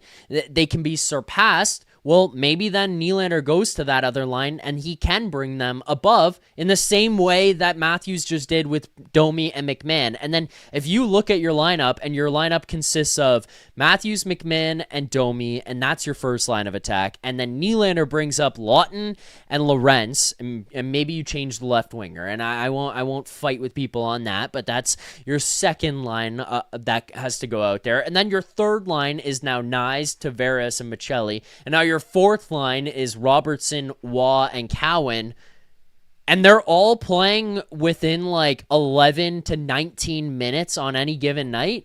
Yeah, I think you're in a good spot. I think you can roll through, and everybody just rotates. You have yourself an anaconda of a team that just circles and squeezes and squeezes and squeezes until something breaks, and typically that means goals, right? And so, and that's how the Panthers played for the last 3 years, right? They just have this really strong depth that just kind of circles you, and you can't take a step back on the third or fourth line because the third or fourth line can score on you, right? Yeah. And so, whereas before we were deploying a dangerous first line, a dangerous second line, semi-dangerous third, but then the fourth was just defense, right? David Kampf getting it and playing the dump and chase and just getting it cleared out, and good defensively, but just nothing dangerous on that whatsoever. They could just throw out whoever they wanted to and potentially still score. So just through that analysis, I'm fully on board with what you're saying. I think now is the time to kind of mess around with that before the Olympics and then see what you can get back. So But yeah, it was a great game. It was a really complete game. I think it was. I think it was fantastic to see. We want to get that one back for Wall. You have another shutout, but at the same time, nothing's ever going to be perfect all the way. And we stepped up after that goal anyway. So I'm not upset by it. Look, Joe, the one thing my dad said, which I thought was funny and honestly a fair point, is he said to me, he goes, at least Wall was the reason he broke his own shutout. And I was like, yeah. Good. Yeah, that's true. Like, we can't look at that one and be like, oh, the team let him down. He played so well tonight. They fucked him. It's like, I wish he got the shutout. I'm not trying to be a dick about that. But like, well, if you're gonna blow a shutout, like, at least you only have yourself, because like that puck comes in. Yeah. It's him specifically who whacks it to the corner, and it's him who gets beat off a bad angle that just shouldn't have gone in. I don't have to be a goalie. I mean, and expert he to just tell you snagged that, it. He just snagged it out of midair and put it right down and shot it. I mean, before he even had a chance to hug the post. I mean, he's just going, oh shit, So I could see the look on his face through his mask. He knew his, but you know what? Good on him. His head wasn't hanging.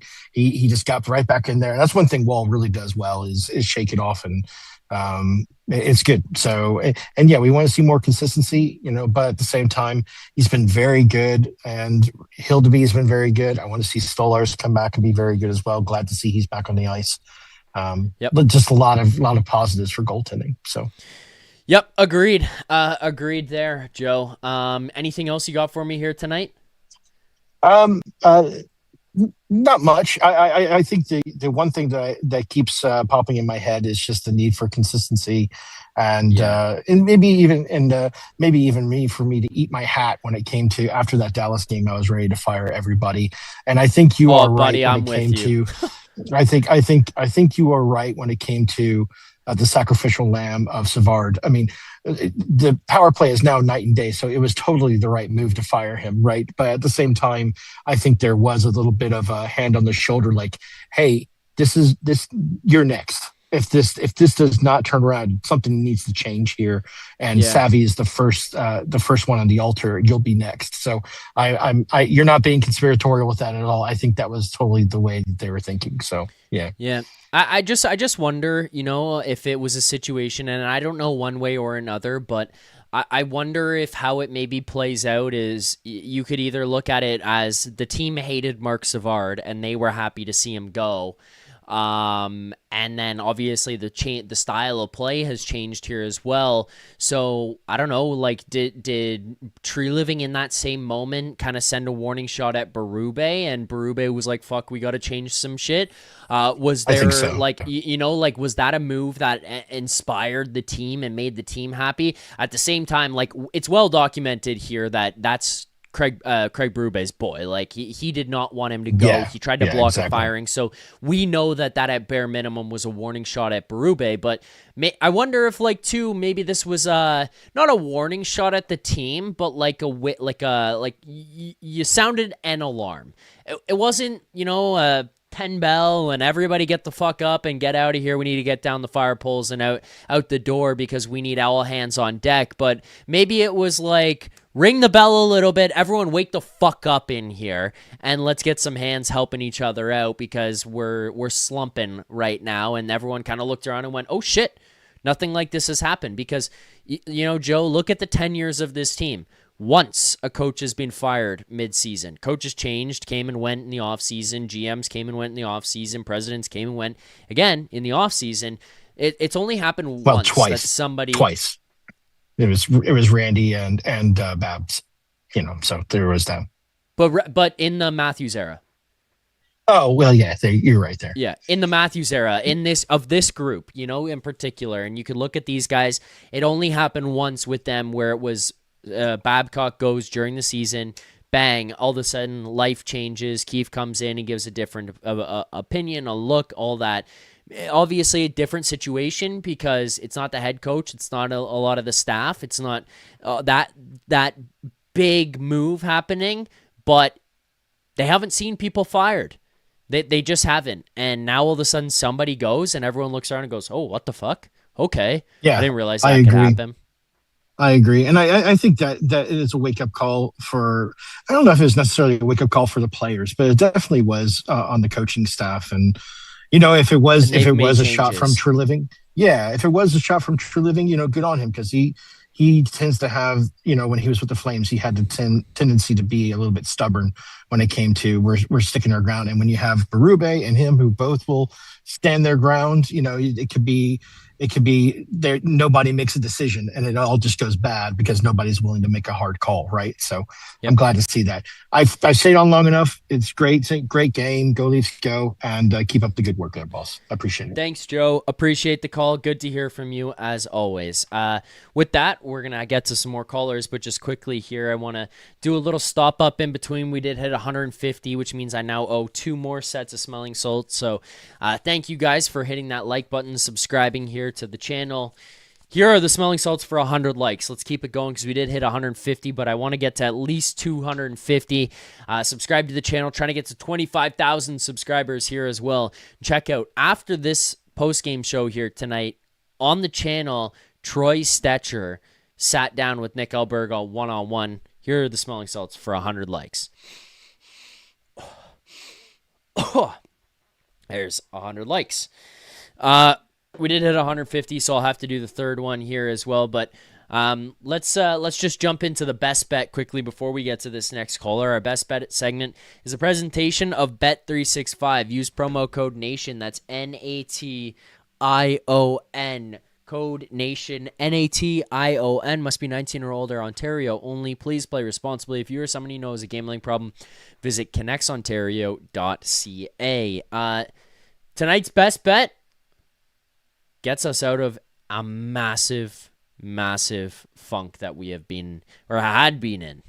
I mean, there was a point this season where we were down 7.9 units. Our unit size on this show has been $100. So we were down $790 on the postgame. Well, pregame, I guess, technically is when we give it out, but we recap on the postgame. We have now scratched and clawed our way back. We are now 1, 2, 3, 4, 4 of 5, 4 of 6, 5 of 7, 6 of our last 10 here on the game previews. And we have found our way to be down only 0.85 units, $85. It can only go up from here. Not really. It could go down, but we'll just keep a positive mindset. We've now won 3 straight bets, 4 of our last 5 as well. The last 3 come off of a Bobby McMann over 2.5 shots on goal, plus 175 against the Jets. That one cashes $175. Last game, we had Auston Matthews against the Islanders, plus 155. That comes in and cashes $155 there. And then we had Bobby McMann plus 350 anytime goal tonight, plus 350, cashed us $175 on a $50 bet. That now brings us to down 0.85 units on the season. Climbing our way out. I know it comes late in the game on the empty netter, but he played an unreal game. And, oh, by the way, they don't ask how, they just ask how many. With that, let's now get to our next caller here on the postgame show. That would be friend of the show, longtime caller, Alex A. Alex, what's up, brother? How you doing tonight? I'm doing pretty good, Zach. How are you doing? Pretty good myself. Not just a win against the Panthers, not just putting yourselves 2 points out of a playoff spot, but a solid win. A win that it's not just the guys on the ice. It's not just Craig Berube. It's not just the fan base that are feeling good about this one. It's Brad Treliving. If you're Brad Treliving, you watch this game tonight and you say to everyone in that arena, see, this is what I was doing. This is what I was building. This is what I was trying to accomplish. You know, a team that can come at you in waves from top to bottom, a team that can play physical, a team that can play fast, a team that can play skilled, a team that can shut you down defensively. That is what Brad Treliving has been trying to build, and it came to fruition on the ice tonight against the Florida Panthers. Will it hold for the future? Who knows? But for the time being, it looks good, Alex. Yeah, I couldn't agree anymore. I mean, a lot of people that aren't a part of Leafs Nation, or maybe there's even people part of Leafs Nation that are going to say this, that the Florida Panthers obviously aren't completely healthy. But to completely Neither are the counter what they're Leafs. saying is not, yeah, exactly. Neither are the Leafs. Chris Tanem's out. Willie's out. So, we got some important pieces. Stolars is out, right? So, like this, oh, McCabe was even out. I forgot about that. McCabe didn't even play tonight either. So, like, it goes both ways. And I mean, I don't know what it is. Like, this guy, Auston Matthews, I don't know if he had stem cells get injected for Christmas or whatnot, but this guy's like, No kidding. he's just looking more like himself. And that's what we need. And that's what we've been waiting for. And congratulations on him, passing Matt's record. Yep. So, maybe that gets some juice going in him, like to continue this. And I really hope so, because that's what we need for a playoff push here. If we're going to make it to the postseason, which I think is definitely possible for sure. Yeah, possible, 100%. Will it happen? I mean, I'm not going to sit here and tell you, oh, yeah, it's going to happen, because predicting anything with this team has always proven to be just an insane thing to do, Alex. But, yeah, it's possible. And you know what? I would say if this is who they are, then yes, this is very possible. If they're a hybrid between what they did tonight and what they were a month ago, even if they're somewhere in the middle, no, it's not. They're not going to make it, because if you're somewhere in the middle of this and what you were then, you're not going to have a chance, because you're going to lose games that you shouldn't. You're going to lose games that you're winning and you should be getting points, and it's just going to be all for nothing. But if this is who you are, I have belief in this group.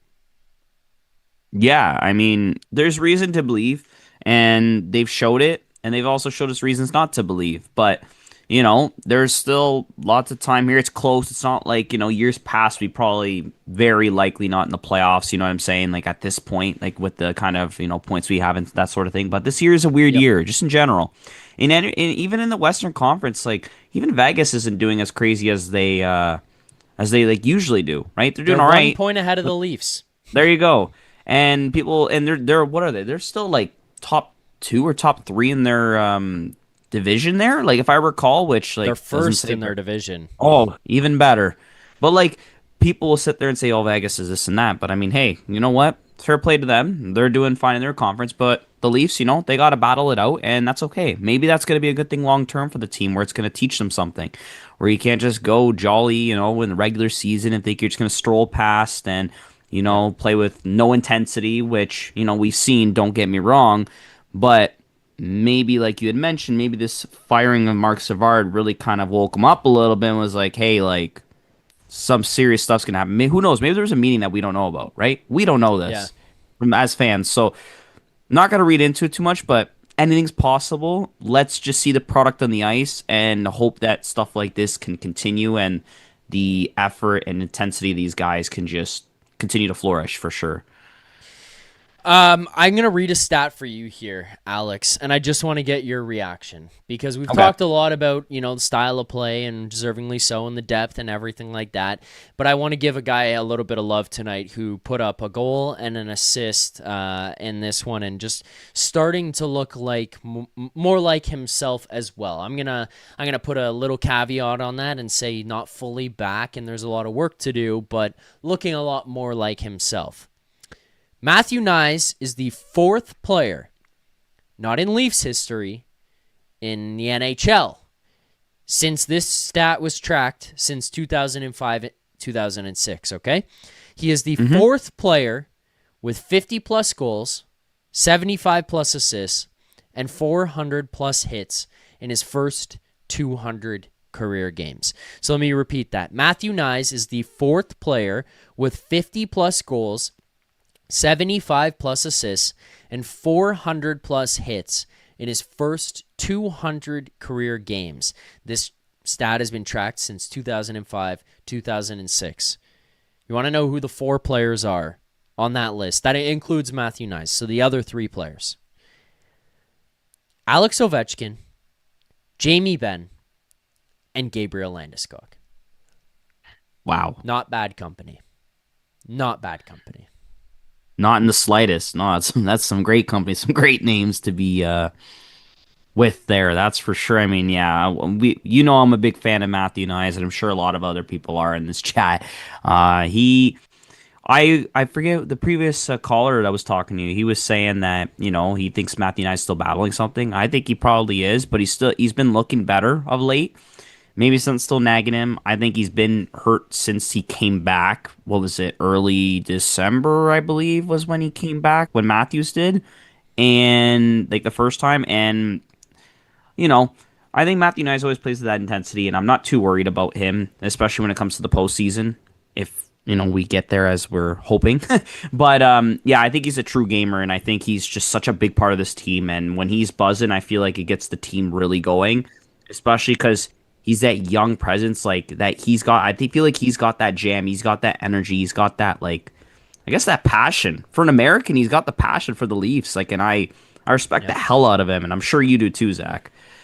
Yeah, I do. I love what he brings. And, I think that's the thing we've been asking for and demanding. And, that's what this market has wanted.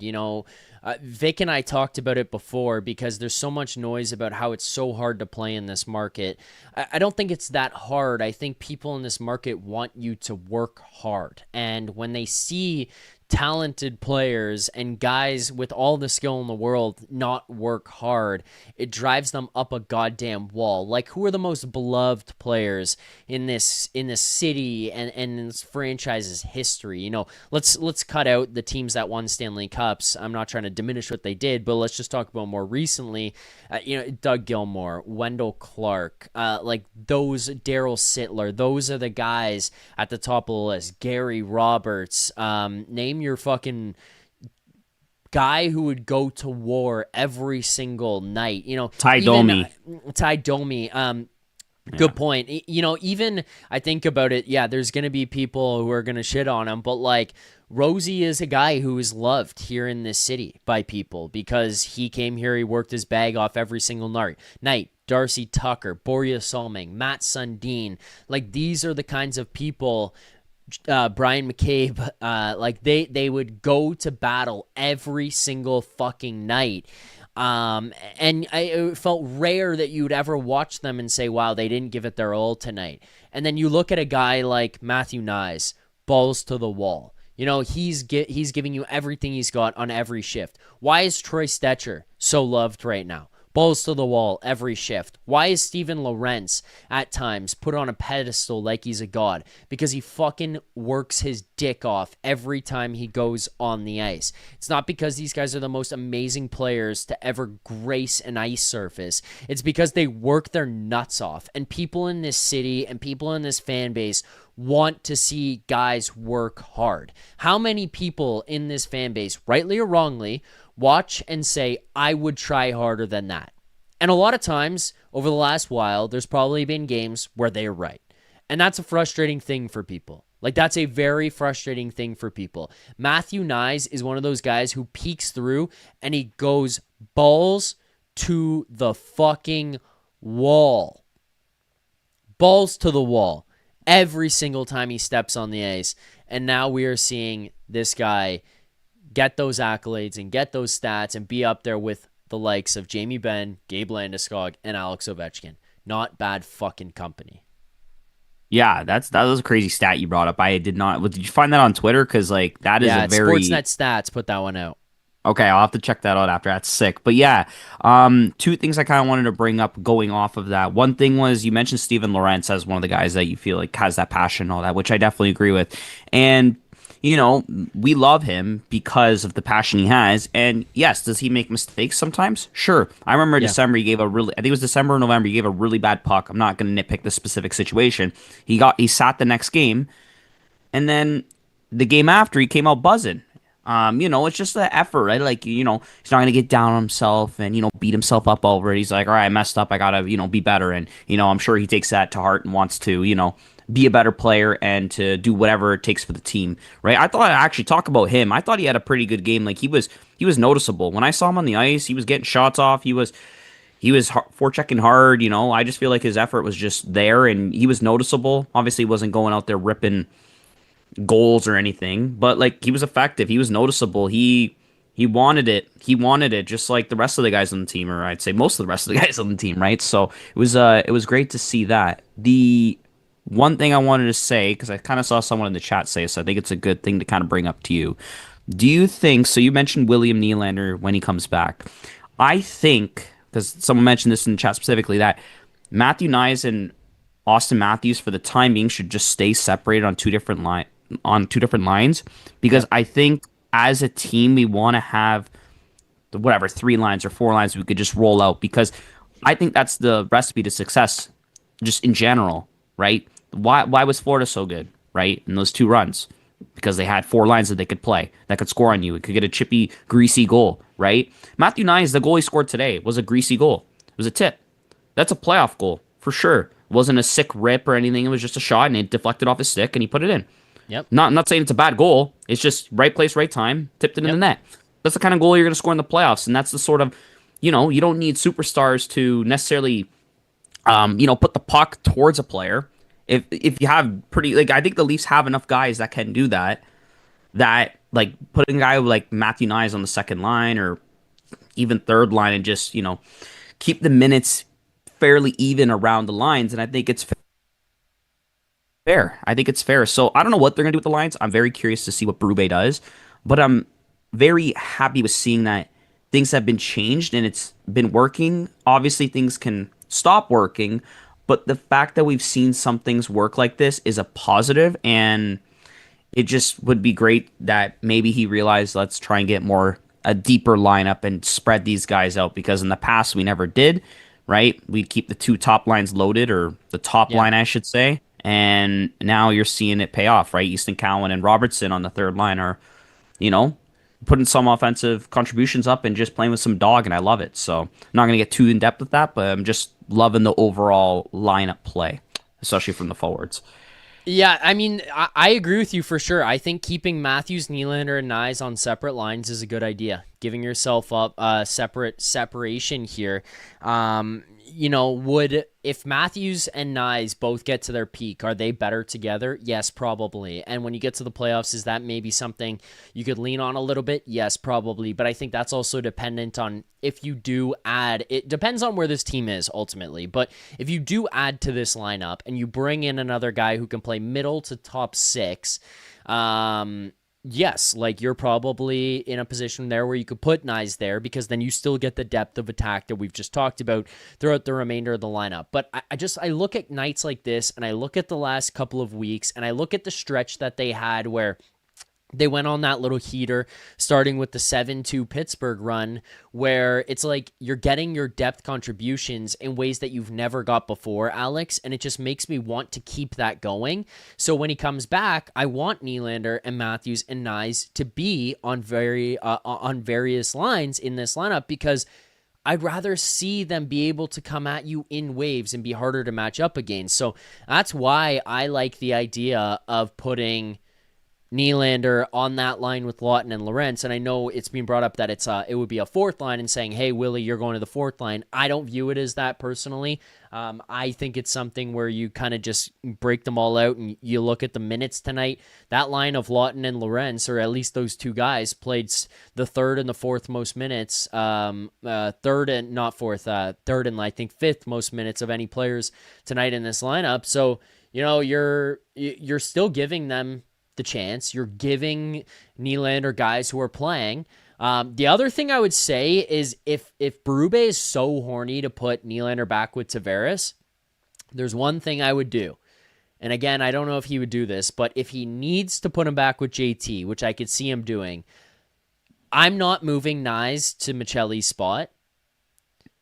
I'm moving Nyes to the right wing on the 4th line, air quote, 4th line, putting Yarncroke in the stands and putting Nyes, Lawton, and Lorentz. Because I could only begin to imagine the chaos that would cause. Could you imagine a puck being dumped in a corner on a defenseman with those 3 guys out there? They're going to be shaking in their boots thinking about Lawton, Lorentz, and Nyes barreling down on them. They're hearing just the ice breaking underneath the guy's feet coming in, chasing them down. Like I just think that if you're not going to put Willie on that line, you got to put him on with JT. It's fucking Lawton and Lorentz that I'm putting Nyes with and moving things around that way because A, it keeps the depth of attack, and B, there's something really fun in my brain that I think that fourth, air quote, line would be able to do. Yeah, no, I agree with you 100%. I mean, yeah, the coach seems like he gives the players that earn their minutes the minutes, so that's why I'm not against what you're saying. I agree. I mean, it would be cool to see. Imagine, and seeing them dump the puck, and you see those three guys coming at you. I mean, the puck retrievals would be very nice, and I mean, you could definitely score some greasy goals like Nyes did tonight, right? That'd be like a line that could definitely do that. Like Lawton's not some unskilled bum out there. Like I don't know what people just like to harp on the trade because the Tree Living made the trade, whatever. Yes, but the trade was expensive and it looks bad. Yeah. But I get it. But yeah, he's skilled. He's a skilled fucking player, man. Yeah, he's a skilled player. The list that I just read off, it tells you all you need to know about it. Like the Sportsnet stats that we just listed off tell you all you need to know about it. He just joined Gabe Landeskog, Jamie Benn, and Alex Ovechkin. Like, what more do you need in terms of goal scoring, assists, and hits? And he's only like 23, right? Yeah. I think 23 if I recall. Yeah, which is phenomenal. And I think his cap hit's just going to get better and better as the years go on. So, hey, I'm here for it. I'm here for that dog right on our team. So, we're all happy to have him. And, yeah, let's continue to go. And I'm super stoked to see who do we even play next. Do you recall, Zach? Do you know who we play next? I believe it's the Flyers, I think. It's the Flyers and then Vancouver on Saturday. All right, Scott Lawton anytime goal. Anytime goal. The revenge game against Gurbankin. Yeah, there you go. All right, Alex, anything else from you here tonight? No. That's really it, boys. Let's continue to believe and hopefully this team's going to continue to streak and Matthews is going to continue to stay hot, I hope. So, let's keep believing, guys, and I'm going to continue to start joining back more. I was busy and I'm here to come back more and join in the Zoom calls here on the stream. So I appreciate having me, Zach. Take care. Appreciate it, Alex. Enjoy the rest of your night. Thanks for calling in as always and look forward to more calls from you. You too. Take care. Bye. All right. There you go. Alex A on the post game. We got another caller to get to here in a second. Before we do, we have our third set of smelling salts here tonight. We have, let me just double check. 2 more callers on the line that we got to do. So 2 more callers and a final segment. 330 plus people here watching as well. I see a bunch of people voted on my poll. Look, I came up with an idea tonight. I know I'm forcing it down some people's throats right now, but would you put Nylander on the line with Lorentz and Lawton? Love It is at 60%. Bro, You Are High is at 40%. That's fine. If you disagree, I got no issue with that. But make sure to vote in the poll. I want to know where people are at by the end of tonight's show. Keep liking, subscribing, turning on notifications, all of that. Here's the smelling salts, and then we'll get to our next guest. There, that is 3 for 150. If we get to 200, we will do it once more. But 2 more callers on the line, 2 callers that I think the chat will be pumped up to hear from. So let's not waste any more time. Hit the music. Okay, are you ready? Let's go! Don't go change it. Do it your way. Go down blazing. Don't go change it. Do it your way, go down blazing. Sugar, spice, everything nice. Have a little class and do it right. I gotta say the way I feel. That's right. Buttercup, this is serious stuff. I love the people. You ready? Go. I don't get enough time in this show. I love the people. How's it going? Good to see you, good to see you, good to see you. How you doing? Lovely to look at and delightful to see. Love the hat. A wise guy, eh? You look good, really. You look good. Don't go change it. Do it your way. Go down blazing. Don't go change it. Do it your way. Go down blazing. Doing that one for the old grapes. Go down blazing. Gord's Corner. Gord, how you doing tonight, buddy? Ohio gozaimasu. Hi, Ohio gozaimasu. It's actually 2:00, so it's a little later. We're on Florida time now, so it's konnichiwa. Konnichiwa. Okay. Konnichiwa. Sorry. Well, thank you for teaching me and educating me. I appreciate that. Ohio gozaimasu is the crutch that I lean on every time that you call in. So thank you for correcting me. Appreciate it. How's it going, Gord? It's going well. You got it down pat anyway, so good for you on that one. Ohio gozaimasu is good morning, and konnichiwa is just hello. Okay, perfect. Good one. Yeah, I'm doing quite well. So, there's, I guess, most of your callers and Rosie and yourself, you pretty much covered everything. So maybe just a few things to maybe go over slightly, just a couple of things that I think you've already touched on. One of the things about Robertson, I'm one of the few guys who all along wanted to hold on to Robertson simply because I just didn't think the return was going to be worth moving off a guy who was still young, who kind of had he was spinning his wheels, getting his game going because there was COVID. There was all this other crap that was kind of preventing him from developing. Then finally, when they did get going, he just gets spotted on the bottom six. If he gets spotted on the fourth line, see some of that, power play time, but like 30 seconds left on the power play or something like that. So when I did a quick glance on his, who were his line mates and what was his average time on ice up until this year. And he was like averaging around 9 to 10 minutes time on ice. His main line mates were Domi and McMahon, so not quite guys that are going to get him the puck in prime spots. And you're playing 9 to 10 minutes a game. How many scoring opportunities are you going to get?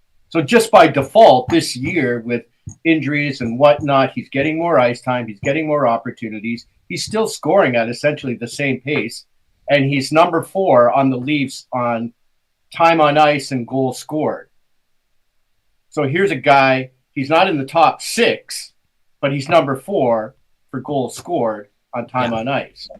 Yeah. So obviously he has outstanding offensive skills and good offensive instincts. He's always been a hustler. The guy, he's put on a little bit more beef. You can see that he's more stout on pucks. Like one of your callers was mentioning, he's using the reverse hit some more. He's getting in. He's really tenacious. Like, it's just such a great thing that some of the times the best trades you make are the ones you don't make. Like, we could have dumped him off, Robertson off, and got what, a third, maybe a fourth. What are the chances a third or fourth are going to hit 5 years down the road or whatever? When that translates into an actual NHL hockey player. Yeah, that's why that point, I think it was Merrick had brought up where he said, Tree Living, yes, he's made some poor moves, but he's also made some good no moves, and that's one of them. Like, one thing Tree Living did, which give him credit for, and he obviously shopped the player to see what he could get, but I don't think he was actively like, I'm just speculating on this, but I don't think he was actively looking and being like, we need to get rid of Nick Robertson.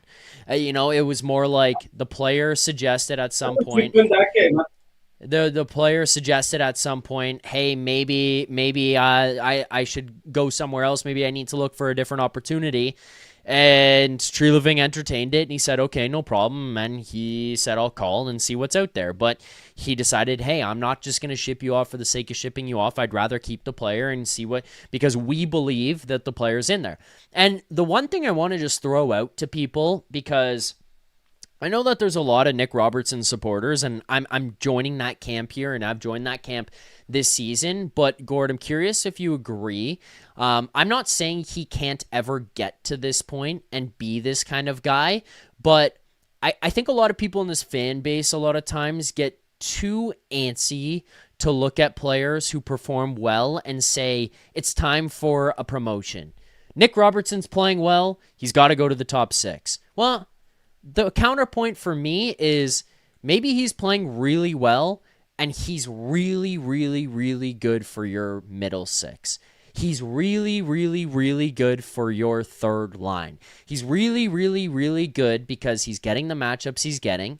Berube's still finding him 12 to 14 minutes, which I think is a reasonable amount of time. It's not the most, but it's a reasonable amount of time. He's getting power play opportunities, and he's also playing with skilled players. He's playing with Nick Waugh, who's a mature, responsible guy. He's playing with Easton Cowan. So his opponents are not that difficult like they were when he got jumped up into the top 6 with JT, with Matthews, whatever, and he plays against the shutdown D pair, and he plays against the checking shutdown line of the other team. Now he gets a little bit more leeway. Now he gets a little bit more freedom, and he can take advantage of some people. Yes, a year, 2 years, 3 years down the road, maybe he's a top 6 guy. Maybe he's your first-line left winger. And I'm not going to say he can't get there, but sometimes guys are really, really good in the roles that they get put in, and you don't need to say, hey, man, you've been playing awesome in the third line. It's time for you to go to the top 6. Maybe this is the fit for him, and maybe we need to accept that and be happy with him being there, and this is just the best way to get the most out of Nick Robertson. Yeah, I can't argue with that. I think the difference here between this year being on the so-called third line and previous years being on so-called third line is now you got a third line that can actually make some offensive plays. Like Waugh makes plays, and Waugh is not a shooter. He's a guy, he'll hang on to the puck. He's good at puck protection. He's good at pulling pucks off the wall. He's good at protecting the puck, and he's looking to be a first pass guy. He's not a shoot guy. He's a pass guy. And then you got a guy that now you got another skilled guy with Cowan, but a skilled, tenacious guy. So you got two tenacious, skilled guys that can force turnovers and who can do something with the puck when they do. So now you got a good fit for Robertson, and it's showing, right? So I want to see them keep that line together, regardless of who's back in the lineup or whatever. Just keep that line going because that line's buzzing. It's got a nice little chemistry going. So I want to see them maintain that. When Nylander comes back in the lineup, I like your suggestion. I really like your suggestion of putting Nylander with Lorentz and Lawton. And like you, I don't see that as a fourth line. I see that more of an opportunity for Berube just to even out the ice times for everyone. So you get fresh guys in the top two lines. You're not overworking them. And you're getting more of the way they're playing anyways, the way they're starting to play, more like a Berube's game, you can roll the 4 lines. You can trust your fourth line. You can trust your third line out there against almost anyone. So I really like your suggestion on that. I doubt they would do it, of course. I don't think they'll do it either. Yeah. I'm sure Nylander would just get all upset about it or whatever, but I like it. I like the idea. I think Lawton is skilled enough to make plays to give Nylander, and Lawton can make dishes and stuff, and he's got some speed, and so does Lorentz. And those two guys physically just, attacking, forechecking, whatever, it's going to cause a lot of turnovers and loose pucks for Nylander to take advantage of. So I like that. I like that suggestion. It's a little bit, out of the ordinary, but I think a great suggestion. Thank you, Gord. I appreciate it. Well, can I ask you something here? Because you said something that I want to touch on. Because somebody brought it up in the chat. Our friend Cats and Rats podcast, Kirby Lupul, great guy, does a great podcast down there that covers the Florida Panthers. I've gone on and done their show a bunch, and he actually watches a lot of Leafs hockey and messages me back and forth about stuff going on. And he, over the last little while, I think has been on the same page as me, and he's brought it up a few times. It hasn't really translated when I brought it up to the chat because some people have gone against me. And if you disagree with me, I got no problem with that. I'm not looking for a yes man, but I think that it's not 100% Berube hockey, because I think that 100% Berube hockey is probably closer to what we saw last year, where it was a little bit more boring. But this is still more Berube hockey integrated than what it was under Sheldon Keefe. And obviously that's an easy pickup because Sheldon Keefe and Craig Berube were not on the bench at the same time. But my point being, they went from Sheldon Keefe hockey to Craig Berube hockey. I think they've adapted the Craig Berube style into what they were doing with Sheldon Keefe. And that's what you're trying to find. Like, that's what you were trying to get this group to do the whole time. Sheldon Keefe could never get them to do it. Craig Berube might have gone too far trying to get them to go one way, and now he's come back a little bit. The team's met him halfway, and now you're getting the hybrid blend of like, we can play fast, we can play skilled, we can out-puck possess the other team, but we can also check the hell out of you, develop a cycle game, be heavy, respond when it comes to physicality. Like, you can bring all that stuff to the table while also playing skilled. And I don't think they had that ability under Sheldon Keefe. And I think for a while, Craig Berube didn't want to admit it. But I think this still is Craig Berube hockey, despite what the what other people have kind of pushed back on me on and said, no, this isn't Berube hockey. They're playing skilled. That's not Berube hockey. I still think this is what Berube wants of these guys.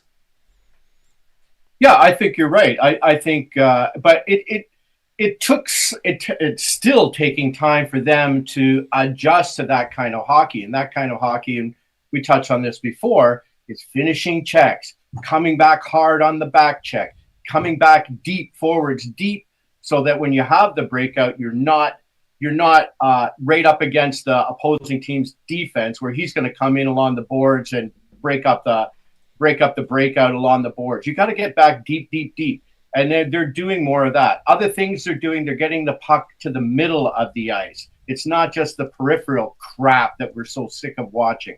And I'm not talking just about the power play, which was a mess because of that, but they're getting the puck to the center of the ice, and they're getting more chances because of that. And they're focusing more on, defense is focusing more on just getting the puck through, sifting the puck through. You saw that with Stetcher tonight. Like that Stetcher pickup, man. I mean, Jesus, what a great pickup that was. I mean, I don't know. I didn't really focus on this guy before, but how did Vancouver or Edmonton not hang on to this guy as a minimum number 7 guy?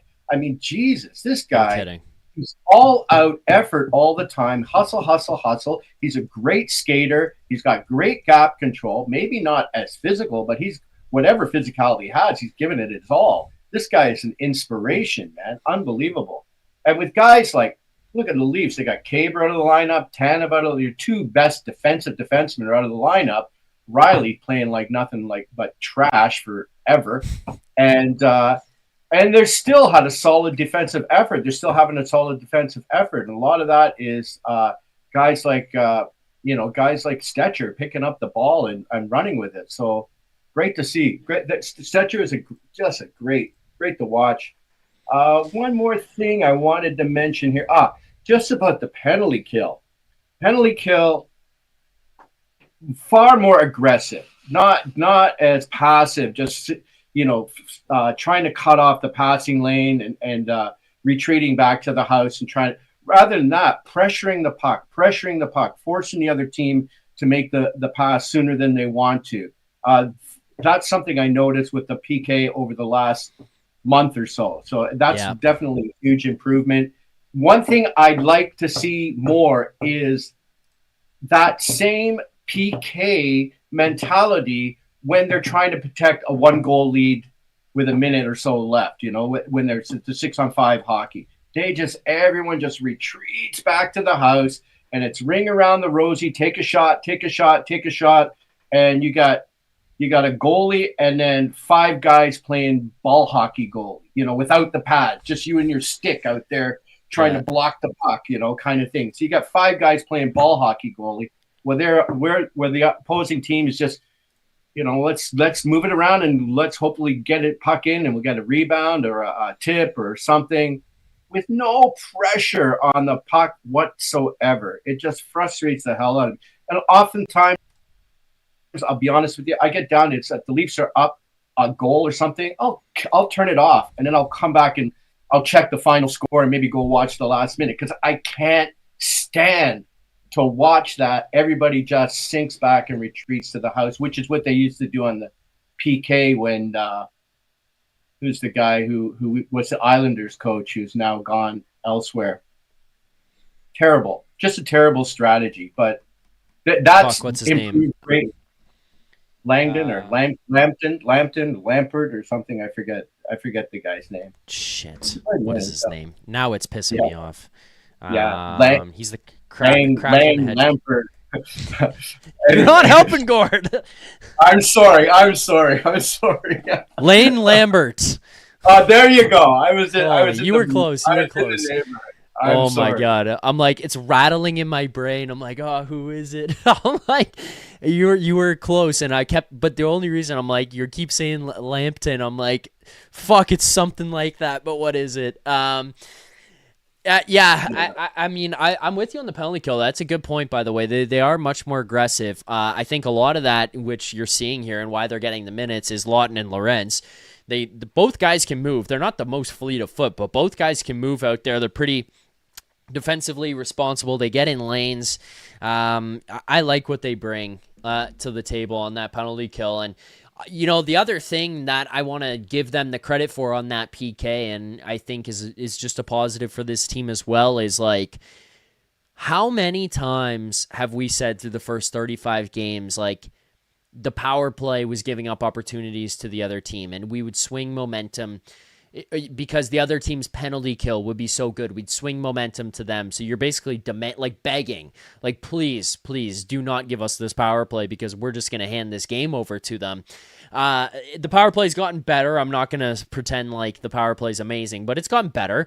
Now your penalty kill is giving you that momentum.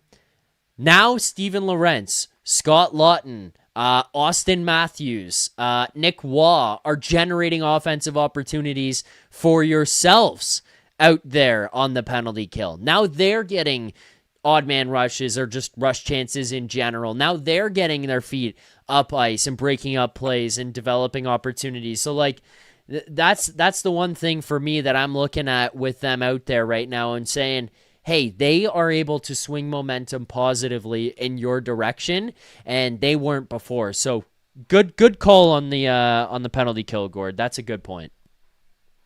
Yeah, and just one more thing, I got to get going here. Is for the power play, I want to see them get the puck to center ice more. There's still a little bit too much of that peripheral stuff. Looking to set up.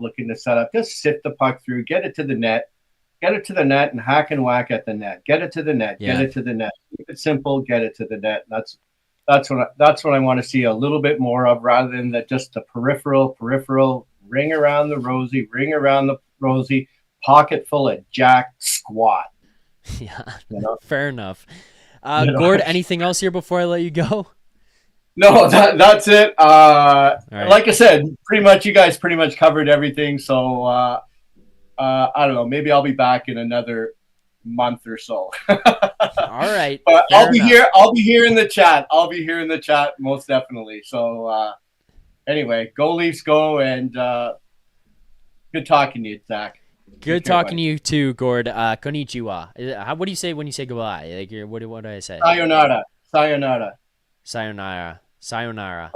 Good. Or matinee. Matinee is see you again. Matinee. Matinee, yeah. Gord. Thank you for calling here tonight. Enjoy the rest of your day. Okay, you too. Take care, buddy. See ya. There you go. Gordon Graham. Gord's Corner on the post-game show. It's not often that we get Gord on here. He comes on a little bit less now. He's always active in the chat, but it's just a matter of whether or not he jumps on here into the post-game to call in. But nice to hear from Gord as always. Sayonara, Gord. Thank you for calling in to the post game.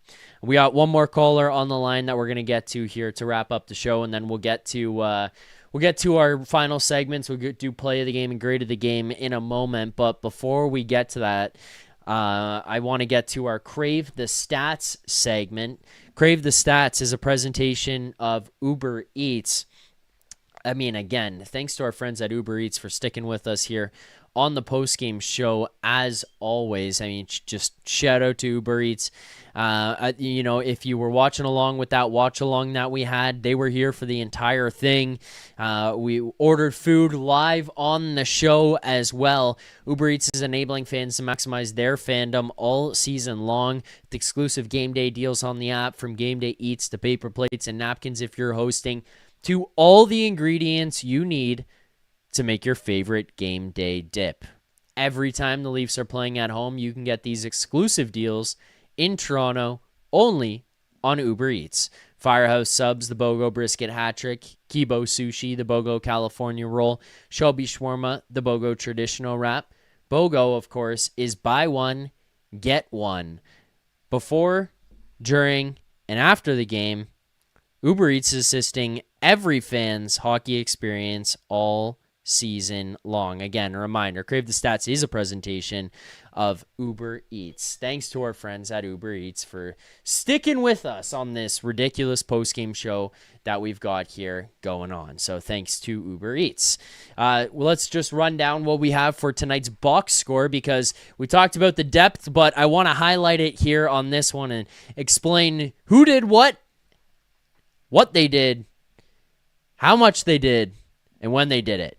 So just a quick rundown here of tonight. Obviously a 4-1 win for the Toronto Maple Leafs. Starting at the back end, Joseph Woll. He had a couple games there where save percentage, GAA, not the prettiest for Joseph Woll, but a .969 save percentage here tonight. He stops 31 shots on 32, makes 31 saves, on 32 shots. So a much better night for Joseph Woll. The one goal against, at least, is his mistake that ends up costing them the goal against there on that one.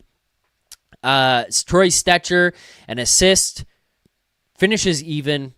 He does have a shot on goal. He played 24 minutes and 9 seconds, the most of all Maple Leafs players in this one. The next closest player was Ekman Larson with 23:09, which does make sense because they were the first pairing here in this one tonight. The only guy in this game to play more minutes than Troy Stetcher was Gustav Forsling at 24:43, which is pretty funny because everybody should go and check out on this channel, Leafs Nation 401, after you watch this show here tonight. You should check out Nick's one-on-one sit-down with Troy Stetcher at the Maple Leafs practice facility earlier today, where he called him Troy Forsling. Because for those who don't remember, Gustav Forsling was a waiver pickup by the Florida Panthers. I believe it was the Chicago Blackhawks who put him on waivers, and now he's like he hasn't won one, but he's like a Norris caliber defenseman, all things considered, and maybe one of the best waiver pickups in the history of the NHL. Now, Troy Stetcher is the guy who leads the Maple Leafs in time on ice and just follows him up in terms of the most minutes in this game. So shout out to Troy Stetcher for that. Phil Myers, a much better game. Even tonight, no goals, no assists. He does finish with 2 shots on goal. Morgan Rielly, which we haven't really talked about too much, but we will touch on here before we wrap tonight, obviously. Better game from him, +2, blocks 2 shots. Gets himself a solid partner to play alongside and doesn't have to play as many minutes. And next thing you know, Morgan Rielly playing better. It looks a little bit more comfortable because Brandon Carlo came back and he was basically unnoticeable, which is also nice to have. Simone Benoit, all your defense here tonight actually finished even or better. Benoit +1, Carlo +2, Ekman Larson +1. Sorry, guys. It's been a long day. JT, an assist here. Nick Waugh, 2 assists in this one. He finishes +2. Nick Robertson +1. Bobby McMahon, a goal. Auston Matthews, a goal. Matthias Michelli, an assist. He's +2 tonight. Scott Lawton and Steven Lorentz, both 0 goals, 0 assists, but very impactful games from the 2 of those guys. Nye's a goal and an assist. Domi and Yarncroke also no goals, no assists. But the only player on the Toronto Maple Leafs tonight to finish a minus, Max Domi, the only minus on tonight for the Maple Leafs. Easton Cowan gets himself a goal here tonight off a beautiful play from Nick Waugh and Nick Robertson. +1 for Easton Cowan in 11 minutes and 15 seconds of time on ice. So those are your stats for tonight. Also, just quickly, team stats for people, just if you're wondering how this thing shook out on the team stats side of things. Faceoffs, 51.7%. One of the things I noticed a lot, and I brought up there with Rosie, was Lawton winning faceoffs. It was Lawton who was winning faceoffs on penalty kills. That was actually helping things start off on a nice note because it was like them getting the puck, them starting with possession, getting it out, whether it was breaking it out or just dumping it in and retrieving pucks or putting pressure on. Like, starting it gives you a much better opportunity to kill without chasing. Much better way to start penalty kills. And Scott Lawton had a lot to do with that. Also here tonight, 18 block shots from the Maple Leafs. 31 hits for the Florida Panthers, 21 hits for the Maple Leafs. They did get outshot tonight, 32-23, but Rosie brought up, like, there was a stretch in the third period where it was probably like 45 seconds where I think it was like 8 shots that came from the Florida Panthers. Obviously hyperbole, but it was just an onslaught of shots there when they were down, trailing late in that game. Joseph Woll stood strong, and the defense stood strong to not give up too many high danger chances, despite Florida putting a ton of chances on net there late. With that, let's get to our next caller. We're gonna put a soft cap at 5 minutes, a hard cap at 10. But let's get to our final caller of the night here, Prague. Welcome to the show, Prague. How's it going tonight? Pretty good night. Yourself? Happy New Year. Pretty good night. Happy New Year to you as well, Prague. So, yeah, I just wanted to take a victory lap. Domi, Michelli, Wah, Joshua, all the ones you just told me were shit that we should trade for picks. Thank you. But anyways, I thought nobody did not say that. You didn't say they're shit and they should play with better players and all this other garbage. Okay. Anyways, no. But you'll great start to the call. Starting off strong. As always, because listen, you banned me because I liked Michelli, Domi, and Liljegren was the thing that was the final straw. No, I banned you because you were on the show. No, you said it. Go back and read. Listen to what you said. You said Timothy Liljegren should be playing on this team, and they would be better if he was on this team. Instead of trading all our picks for who. Like, anyways, my point is, they got players back in these trades. Anyways, what a start. Yes, Brandon Carlo's magnificent. And also, Minton is going to be the next captain of the Boston Bruins in about 3-4 years. But fine, that's awful. Sure. Yeah, you don't watch any of those games, but that's fine. Anyways, dude, like, you don't like to you get angry at people who don't agree with you. Okay, sure. I wouldn't put somebody who kept the team in the game for basically the first 2.5 months or 3 months on the fourth line. How much disrespect does Nylander have to have? Like, I heard on the other stupid post game that, we should have traded. Maybe we should not have Nylander on the fucking power play. This kind of stupid mentality. But anyways, the Leafs played a good game. I talked about him going on that line because it's not really a fourth line. The way that the lines are rolling right now. I'm saying you're. But the thing is, if you are a player who is at 1.25 points per game, kept the team in line, and it's always the one that gets shit on, always the one by the media, always by one that. What are you going to feel? What are other players going to think? Hey, you're going to play on this. You're going to play on the line that's playing the second most minutes here tonight because Matthews is getting the most. I'm going to be shocked. So he's going to be so happy to play with Lawton and Lorentz. Hey, let's go put him on the AHL team. You're coming fucking guns a-blazing tonight, Prague. This is unreal. I'm tired of this bullshit. Like, this narrative about Nylander. We should trade him for a D. For what? Who's saying that? I just went from another fucking stupid post-game bullshit. These people are idiots. You just went and watched other shows and JD Bunkus. Okay, that's great. I don't even know how. No, but I've watched so many people talk this shit. I get so annoyed when I hear about Nylander, about these other players, when you don't give them a chance. I told you there's a reason Matthews wanted Domi. I guess Domi's shit. Michelli's shit. Everybody's shit. You told me that Benning is not even a NHL hockey player. Didn't they say he looked good tonight? He didn't look. He looked good on Saturday. He played Saturday. He looked fine. He's not very mobile. He didn't look that great in that game. Listen, he looked fine. You're an NHL player. I'm an NHL player because he played, according to Saturday, he played 500 games of NHL games. That was his 500th game or something. Great. He's not an NHL player. And neither is Travis Boyd, who scored 32 points, 29 to 32 points 3 or 4 times in this league. This is where you lose me, dude. You're coming here and saying Travis Boyd should be playing. Dude, if you're going to... Here's what I'm looking at. I'm looking both short-term and long-term.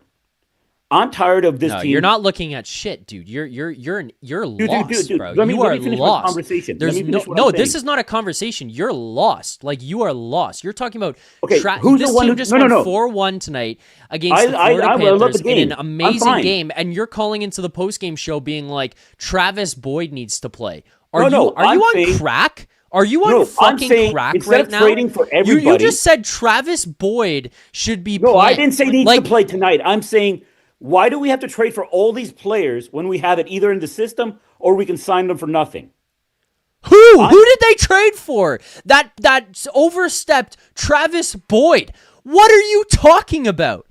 You're making comments that I'm not even saying. I'm saying, play the tape back. I cannot be the only person watching this show right now. Soon. I'm going over what I said in the past. You talked shit about me because I'm a Domi fan. I'm a Michelli fan. I'm a Joshua Waugh fan. I'm a Robertson fan. You talk shit about everybody who doesn't agree with you and your fucking narrative. I get fucking tired of this. So I want some respect. Are you never going to say you were wrong? Or are you always right? About what? What do you want me to say I was wrong about? Because this is the thing, like, you're here being I told you this, and it's like... my takes on Domi, Michelli, and Liljegren. No, Liljegren. I ban you for your takes on Liljegren because you came here and said Easton Cowan needs to play in the Marlies because kids need a chance. You said Domi should not be playing on the line. He should not be playing with Matthews. You said Michelli should not be playing second line or doing whatever. I was like, and I said also either OEL, Michelli, or Domi should be playing on the top power play because I still don't understand why Morgan Rielly's playing there. I also said OEL should be on the power play. So what do you want me to say? You want me to say I was wrong there? Dude, I said it, and you guys, text whoever the fuck you want. The thing is, you always want to talking people. About? Dude, like, I just get tired of hearing you talk shit and all these other people, and I know you love racism in the fucking comments, and good for you. What are you talking about? What the fuck are you talking about? No, I didn't. I have no idea what you're talking about. Go after me because they think I'm a fucking Muslim. I'm not, but fuck them. Okay, sorry. I didn't see that. I don't control the chat. I sent you a message 2 times. Don't tell me you don't fucking see those fucking messages. Dude, I'm hosting and producing a show. What are you talking about? That's fucking great. All right. Dude, you banned me for fucking 3 games because I said something about Liljegren. You disagreed with me. You banned me. Yeah, dude, because you come here and you spin in circles and then talk about nonsense. Over 60%, what was it? 58% of or 68% people said, okay, finish it after 2 games or let them start right away. And you said, 40% was more than the majority.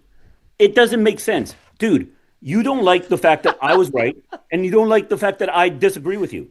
I get tired of hearing this bullshit. And I'm saying, long term, you have to look at right now, there's only 3 teams below us in the Eastern Conference. Actually. You're right. You're right. Travis Boyd should have played so that I didn't say Travis Boyd should have played. I said we have people that you can just pick up. You can pick up whatever. But I'm saying, my point is, we have people that we don't try, we don't play, and we should use them. We didn't need to trade our picks forever for things that we don't have. Yeah, that's why the old guys, Matt Benning and Travis Boyd, should play, because we have kids that should try. Like, this is where it makes no sense. You counteract yourself in the same sentence. Dude, you say we should give guys a try. That's why we have Matt Benning and Travis Boyd. We have them. We have them in the system. We had them before we traded for Carlo. How great has Carlo been so far? Yeah, not very good. I agree with you. It's not been what you want it to be. And Fraser Minton. Yes, I know. I don't think it's been the best. It's not been a very good trade. And we traded for Lawton. Why? Like, I love Lawton. I love Lawton. Yes, because you were trying to go on a playoff run, and Scott Lawton filled a need. Scott Lawton is a very good player. Center. He's a great third line center. Wonderful third line center. He hasn't played third line. He played wing for years on Philadelphia, a team that was in the crapper for how many years? Why was he playing wing, not center? Dude, Tell me. He was playing second line center in Philadelphia. No, he wasn't. Okay. No, he wasn't. Okay. Okay, dude, like, you hate me because I know stats, advanced stats. You hate me because I watch the game. I'm always wrong. I get it.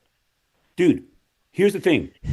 I'm looking long term. I'm saying play players that are on expiring contracts, and if we're not anywhere near if we're still like mumbling in the background in a week or two, then we need to cut bait and get as much as we can. Rielly, okay. Why is Berube playing what's his face 4 games in a row? Wall. 4 games in a row. Well, because he only played like a third or whatever it was of the one game, and then Hildeby came in relief. So I don't mind that situation. Still, like, he played one game. He tried to play the next one. He played basically half a game. It was 4-1. It was the second period. God. But the thing is, the point is, how many times do we have to play players that have a history of injuries more than they should? It should be 2-1, 2-1, 2-1. Give them 3-4 days off, if we can. They have a history of injuries. And Super Zords keeps on going. Let them keep on going because you enjoy the racists. But like, what are you talking about? Dude, I have no idea. I don't know what the fuck you're talking about. You're done. I can't, you're just come here yelling the whole time and then accusing me of being racist. Like, I have not a fucking clue what this guy is talking about. And then come here and just keep saying you're racist because I didn't see some comment he said. If there was a comment in the chat, hands up, yeah, it should get removed. Whoever said it or whatever was said should be fucking taken care of. Like, I have no fucking clue what was said. I genuinely don't know what the fuck was said. So I apologize for that, but just like calling into the post game, losing your shit that Travis Boyd should be playing, and then saying I'm racist. Like, I'm sorry that happened. I'm not. I hope people know I'm not racist. I'm telling you, I'm not racist. I have no fucking clue what was said. Like, I don't know. So I don't know what you want me to do. I don't know what you want me to say. I don't know. I'm sorry. If you saw it in the chat, if you know what it was, say something. I didn't see it. I don't know. This is the last thing I thought was going to be dealing with on the post game tonight. But I mean, like, the first time you say it or whatever, sorry, I didn't see it, but you want to say it 15 more times, get the fuck off my show. Fuck you and get out of here. You come here fucking complaining every day, bringing up some new bullshit that nobody knows whatever the fuck you're talking about. It's fine. It's entertaining. Let's go back and forth. But now you want to just go over and over and over again about how I'm racist over something I didn't see. Fuck you. Get the fuck out of here and don't fucking call back again. Fuck off.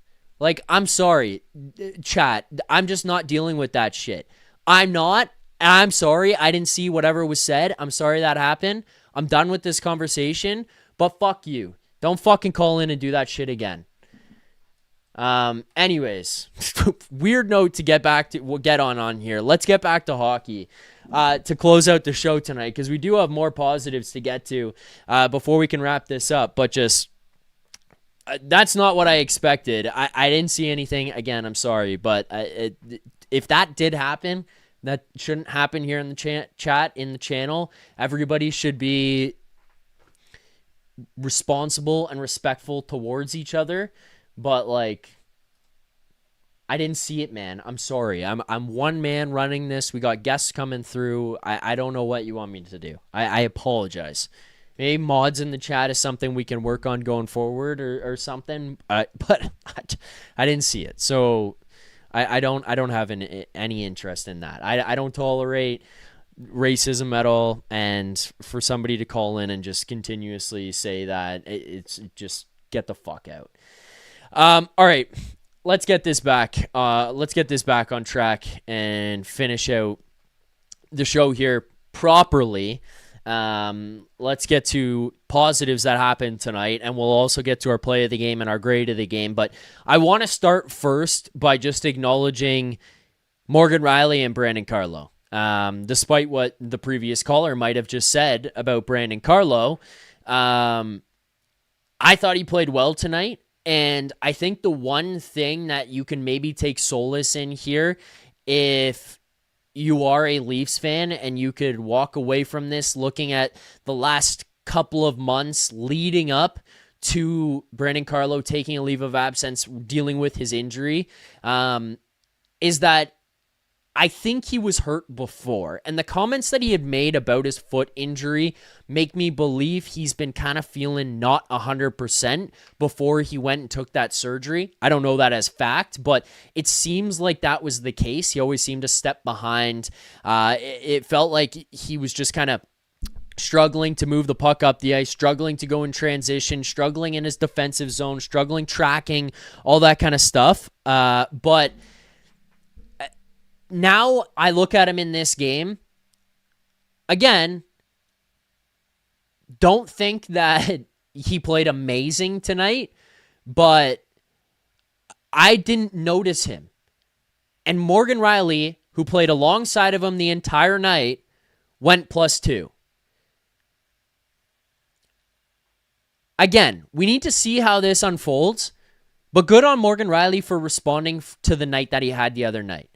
You know, our guy Mike from Buffalo, I think he's in the chat there. He messaged me during the game, and we got to have him on the show here again soon. But he messaged me, and he was like, you know, look what happens when you put a partner with Morgan Rielly who can, an adequate partner with Morgan Rielly. And he's right. You know, he's playing with Phil Myers. That doesn't work. Phil Myers is a fringe NHL player. He's playing much better now, so I don't want to shit on Phil Myers for the way he's playing right now, because he's playing much better, including him and Simone Benoit, but that pairing of him and Morgan Rielly does not work. It just does not work. You cannot put those guys together and expect to have success or expect to be able to rely on them.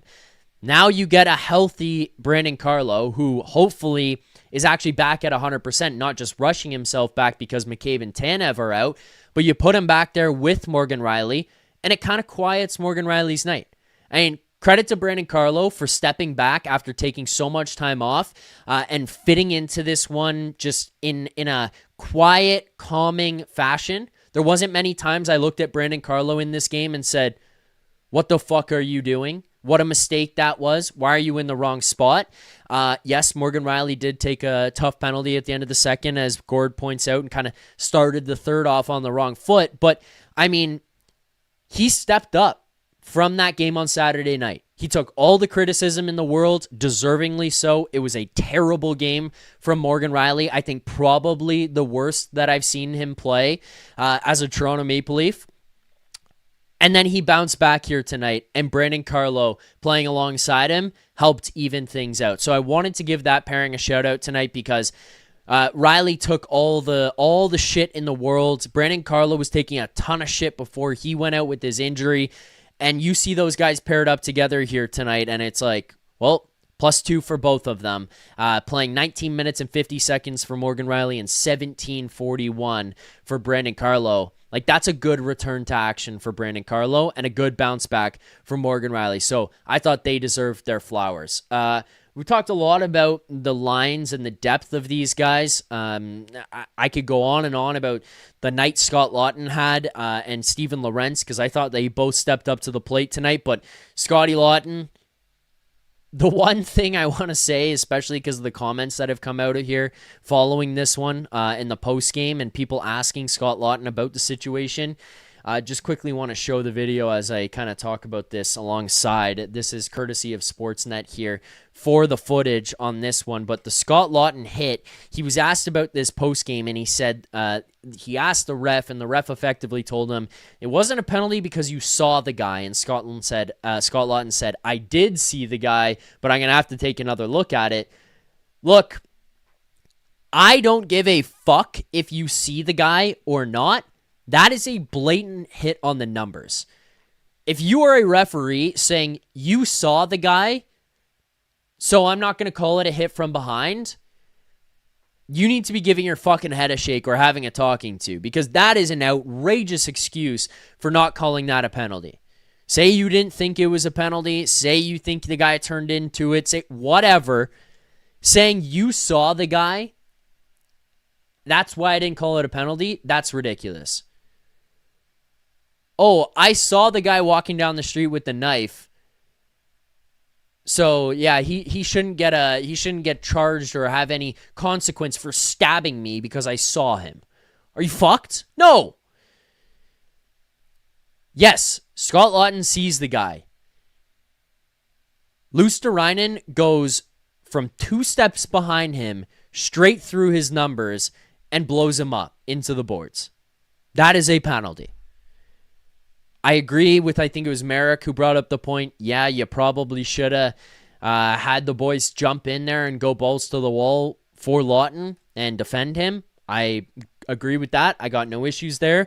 But that not being a penalty is just insane, in my opinion. Okay, let's now get to our play of the game. Our play of the game tonight, I want you guys to participate in the chat. I want to see where everyone else is at because I want to rattle off some of yours, but I'm going to get to mine here as well. So let's get to play of the game.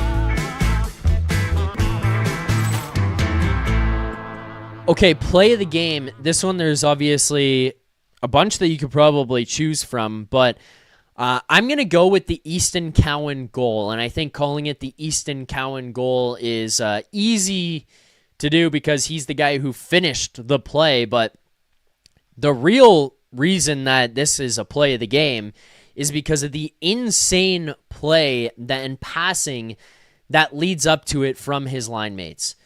Between Nick Waugh, Nick Robertson, and Easton Cowan, the puck movement that is taking place when these guys are on the ice has just been absolutely incredible right now.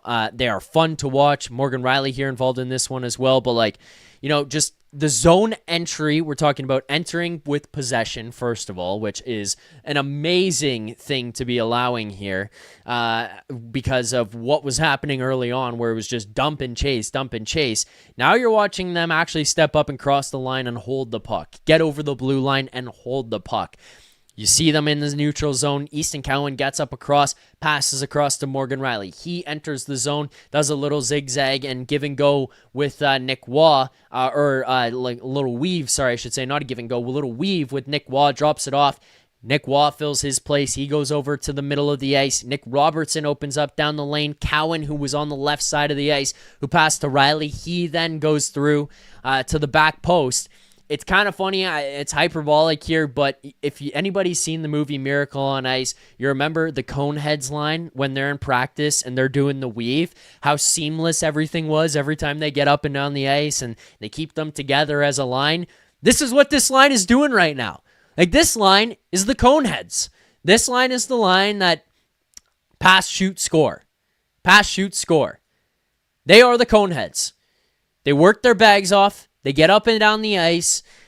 They work for pucks back.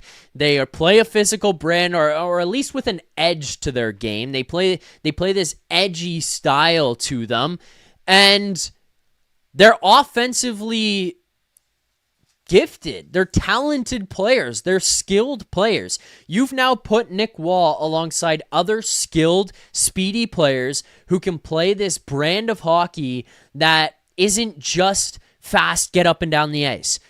They're willing to take hits. They're willing to give it back. They're willing to chirp. They're willing to hit guys on their way to the bench and throw a jab and go toe-to-toe with the Panthers. Like, those guys didn't back down. They didn't shy away in this game, and that goal was beautiful. They have amazing chemistry. I just keep thinking of that line, again, I'm going to say it again, but watching that third line of Cowan, Waugh, and Robertson, I just keep thinking of that line in Miracle on Ice, and that scene, I should say, in Miracle on Ice with the Coneheads, when they call them into the office and they ask them, you guys like playing together? And they're like, yeah, pass, shoot, score. And then they finish each other's sentences, pass, shoot, score. Like, they just find this way to buzz around the offensive zone, transition well, move the puck up the ice with ease, and they play physical as well. It's a different style and approach than the Ilya Mikheyev, Alex Kerfoot, Dennis Malgin, Pierre Engvall bottom sixes that we used to see. It's guys with skill and speed who can move and transport the puck, but have an edge to them. That, to me, is what's making this line so successful. That's what's bringing the best out of Nick Waugh, and that's why I'm kind of deeming these guys the Leafs' own Conehead line. Mishak Williams. Relax to the third line until they go on a 5 or 6 game heater. Relax. Okay. Sure. That's my play of the game, though. That's what I'm giving the play of the game to here tonight. That opened the scoring, and I mean, it closes out the first period. We talk about how many times we don't like the other team scoring in the first minute or the last minute. Well, how about when the Maple Leafs score in the last minute? 24 seconds left in the first period. Great goal by that line. That is my play of the game. We did hit 200 likes here on the post-game show, so I'm going to do the smelling salts. I'm going to read some of these super chats that we've got that have come in here throughout the course of the show as well. So here's the smelling salts for 200 likes. Reminder, subscribe, like, turn on notifications, all that stuff. Here are the smelling salts. All right. There you go. Let's do some super chats that have come in. Reminder, proceeds from our super chats do go to Sick Kids Charity. We have raised nearly $100 here on the post-game show tonight, so let's get to some more of these super chats that have come in. Tom Robbins. Oh, wait. Maxentius Decimus. NHL refs run daycares. Okay, I'm going to leave that. Tom Robbins. Time to go on a couple runs. Unfortunately, with the first half, we have to make up ground and hope the teams above start to lose a bit. It will be interesting finish and hope they make it to the playoffs. Yes to both, but Tom, the counterpoint to this would be the Sabres went on that 10-game heater or whatever it was, and it got them to where they are. But the Sabres at that point in time were at least a little bit more behind where the Maple Leafs were. The Leafs didn't string together 10 straight, and I'm not saying, the Leafs have to do 10 straight to get themselves back, but the Leafs didn't string together 10 straight. They still had some ups and downs, and they've had some games where they've blown points, and they've had some games where they lost over the last couple of weeks, and yet they still find themselves here 2 points out of a playoff spot. It's not the most comfortable position to be in, but you've just played the first game of the second half of the season. You have 40 games remaining after this one has been completed here tonight, and that's a lot of time. You know, like it is and it isn't, because it's going to go quickly, and the Olympic break's going to make stuff weird, so you're going to jam a bunch of games up here now. I think it's 12 before the Olympic break that you're going to have to get to before you get like 3 weeks off and everyone gets rested. But you can look at the body of work that you put together in the first half and how bad it was. You have thankfully turned this around before the halfway point, and it hurts you for sure. And it makes you have to play some really good hockey and some high win percentage hockey down the stretch. But, man, if you can put this together and make this who you are, and it doesn't have to be winning every night, but you make this who you are, and you play this way, you're going to have a much better chance at getting points out of the majority of your games than you would if you were playing the way that you were in the first half of the season. And so for that, it's a positive. Another super chat, Vintage Joe Hill here says, did anyone mention that we took out Marchand? Was that the Lotz retaliation, or did that happen before that hit on Lotz? It happened after. That was Bobby McMahon. I don't know if that's necessarily revenge. I think that was just the game heating up. Like, this one got spicy. You saw the fight with Ekblad and Domi, and all of a sudden the temperature picked up, and that's where I give this team credit. Was the Florida Panthers threw punches, and the Maple Leafs said, okay, we're not just going to stand in here and take it. We can actually throw them back now too, and we're more than willing to. And that was the style and the brand and the character of these guys that we haven't seen through the beginning, and we doubted if it was in there. And I mean, again, it's yet to be proven if it can be a long-term thing and it can show up in the next game on Thursday and the next game after that on Saturday. We'll find out, but you're seeing them play more like that over the last little while, and it peeks through again here tonight. That, at bare minimum, makes me feel better about this team's outlook going forward. Another super chat, Max Entius, click like if you want Zach to give it to Prague. Well, that happened, Max. Vintage Joe Hill, Travis Boyd, LMAO. Also, Nyes, Lots, Lorentz equals War Dog line. I like that. The War Dog line. Nyes, Lots, and Lorentz. Carlo played amazing for coming back from 2 foot surgeries. Yeah, agreed. Max Entius, Decimus, I'm going to replay the Prague crash out. Go Leafs, go. JD Anderson, looking forward to the Zach/Prague marriage. No, I think we got to chill on that for a bit, including everybody in the chat. I mean, that's just, nobody wants that. Nobody wants whatever the hell just happened. I think even the people who were in support of him calling in have had enough of that conversation here after tonight as well. Like, I think that was just kind of a, okay, that's enough of you type of moment. All right. With that, let's get to our grades of the game and close this thing out here tonight. You guys send yours in the chat. I want to know what you guys are thinking. I want to know how you guys feel about this game tonight, where you guys are at. My grade, I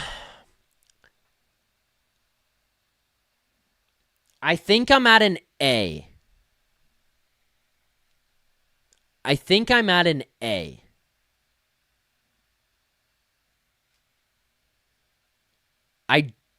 I thought about A+. Joe Hill and Luke coming in here and giving A- makes me feel better about mine. I think I'm at an A. Yeah. It's not a perfect game. The start of that third period, and it's not to be negative Nelly, 6 1/3 giving the same grade as me makes me feel like we're okay, like we're in the right spot here. Debo, A as well. Luke says Zach will say A-. I did not say A-, but Luke said A-. Greg says A. Subazor says Z. Okay, Steve says A. Irv is at A-. Tammy, A. B- for Walls puck handling. Yeah. Scott Thompson, high A, an 88%. Oh, 88, like somebody who's missing. Mishash says B+. Okay. So I think we're in a pretty fair spot on that one. People are differing a little bit either way, and I don't mind that. JD Anderson, A-. Yeah, okay, that's probably fair. I just can't get it to the A+, and I think I'm probably trying to be a little bit optimistic on this one. I can't get it to the A+. I think that the start of that third period is just what's like a little, again, not trying to be negative on this, but it's like a little bit bothersome where it's like, no problem, you got a penalty kill to start the third, but let's not let this pile. Like, let's not let this ice tilt get way too much in favor of Florida, and for a while there, it did. Like, for a while, it tilted too far the other way, where we kind of just lost control, and then... well, I should not say lost control. We were taking on water is a better way to put it, and it was like, okay, can we get out of this? Can the boys get out their buckets and bail ourselves out? And they did. So that's why I shouldn't say lost control, because that's not a fair analysis of this one. But I thought that they played physical. I thought they played heavy. I thought they went toe-to-toe with the Panthers here tonight. You got contributions from everybody in this one. You know, you can look at Lorentz and Lawton. They had amazing nights. They could have had a bunch here. The Waugh, Cowan, Robertson line gets on the board. I thought they had a good game. Your second line, JT, Nyes, Michelli. I mean, Michelli played amazing tonight. JT just continues to have a good game. Not great, so he didn't stand out to me in this one, but Nyes on the board with a goal and an assist. I didn't even even mention that one for play of the game. That should get an honorable mention. I'll talk about it here, but the goal that he gets, a high tip, like literally high tip. That one shot through from Stetcher up high, tips that one out of the air. Great goal, but it's the assist that he has on the Matthews goal. He refused to take no for an answer, just battled all the way through from one side of the ice, through the middle of the paint, all the way to the other side. Doesn't let Mikkola, of all people, out-battle him for the puck, and then drops it back to Matthews, who's sitting there in the slot, to tuck that thing into the empty net. Great finish. Matthews continues to score, but it's Matthew Knies who makes that play. And then Bobby McMahon. Empty net goal for him. Absolute workhorse. Like, that guy is like Matthew Knies light. He doesn't have the same skill, but fucking works his dick off. Big, strong guy. Has some ability to finish. I like what Bobby McMahon can bring to the table. And if he's going to step up and play like he did tonight, kudos to him. Shout out Max Domi. Fights Aaron Ekblad there, which is a nuts one. I'm like, they bumped into each other. I know that they have a history. They hate each other, and it dates back to the days where Max Domi was on the Montreal Canadiens. Fair. Like, you hate a guy. But what the fuck?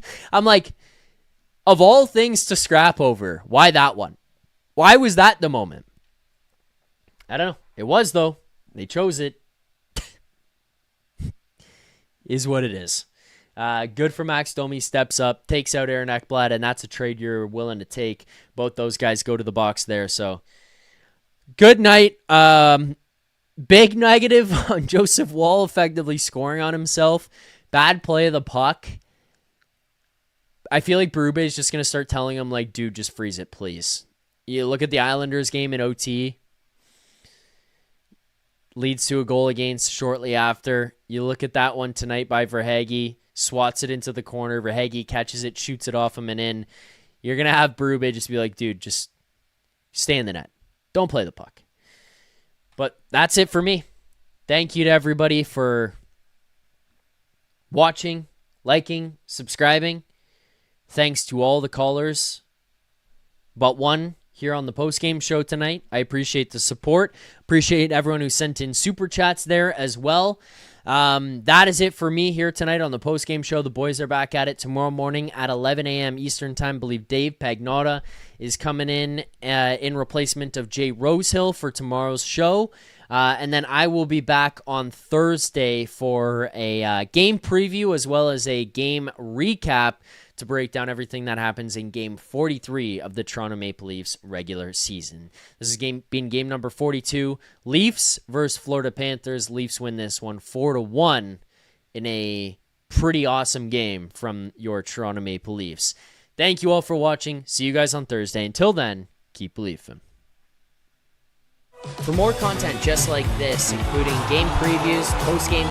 For more content just like this, including game previews, post-game live shows, Leafs Morning Take, Monday through Friday with Nick Alberga and Jay Rosehill with special guests, as well as instant reaction videos, make sure you subscribe here to the Leafs Nation YouTube channel, turn on notifications so you don't miss anything, and drop a like.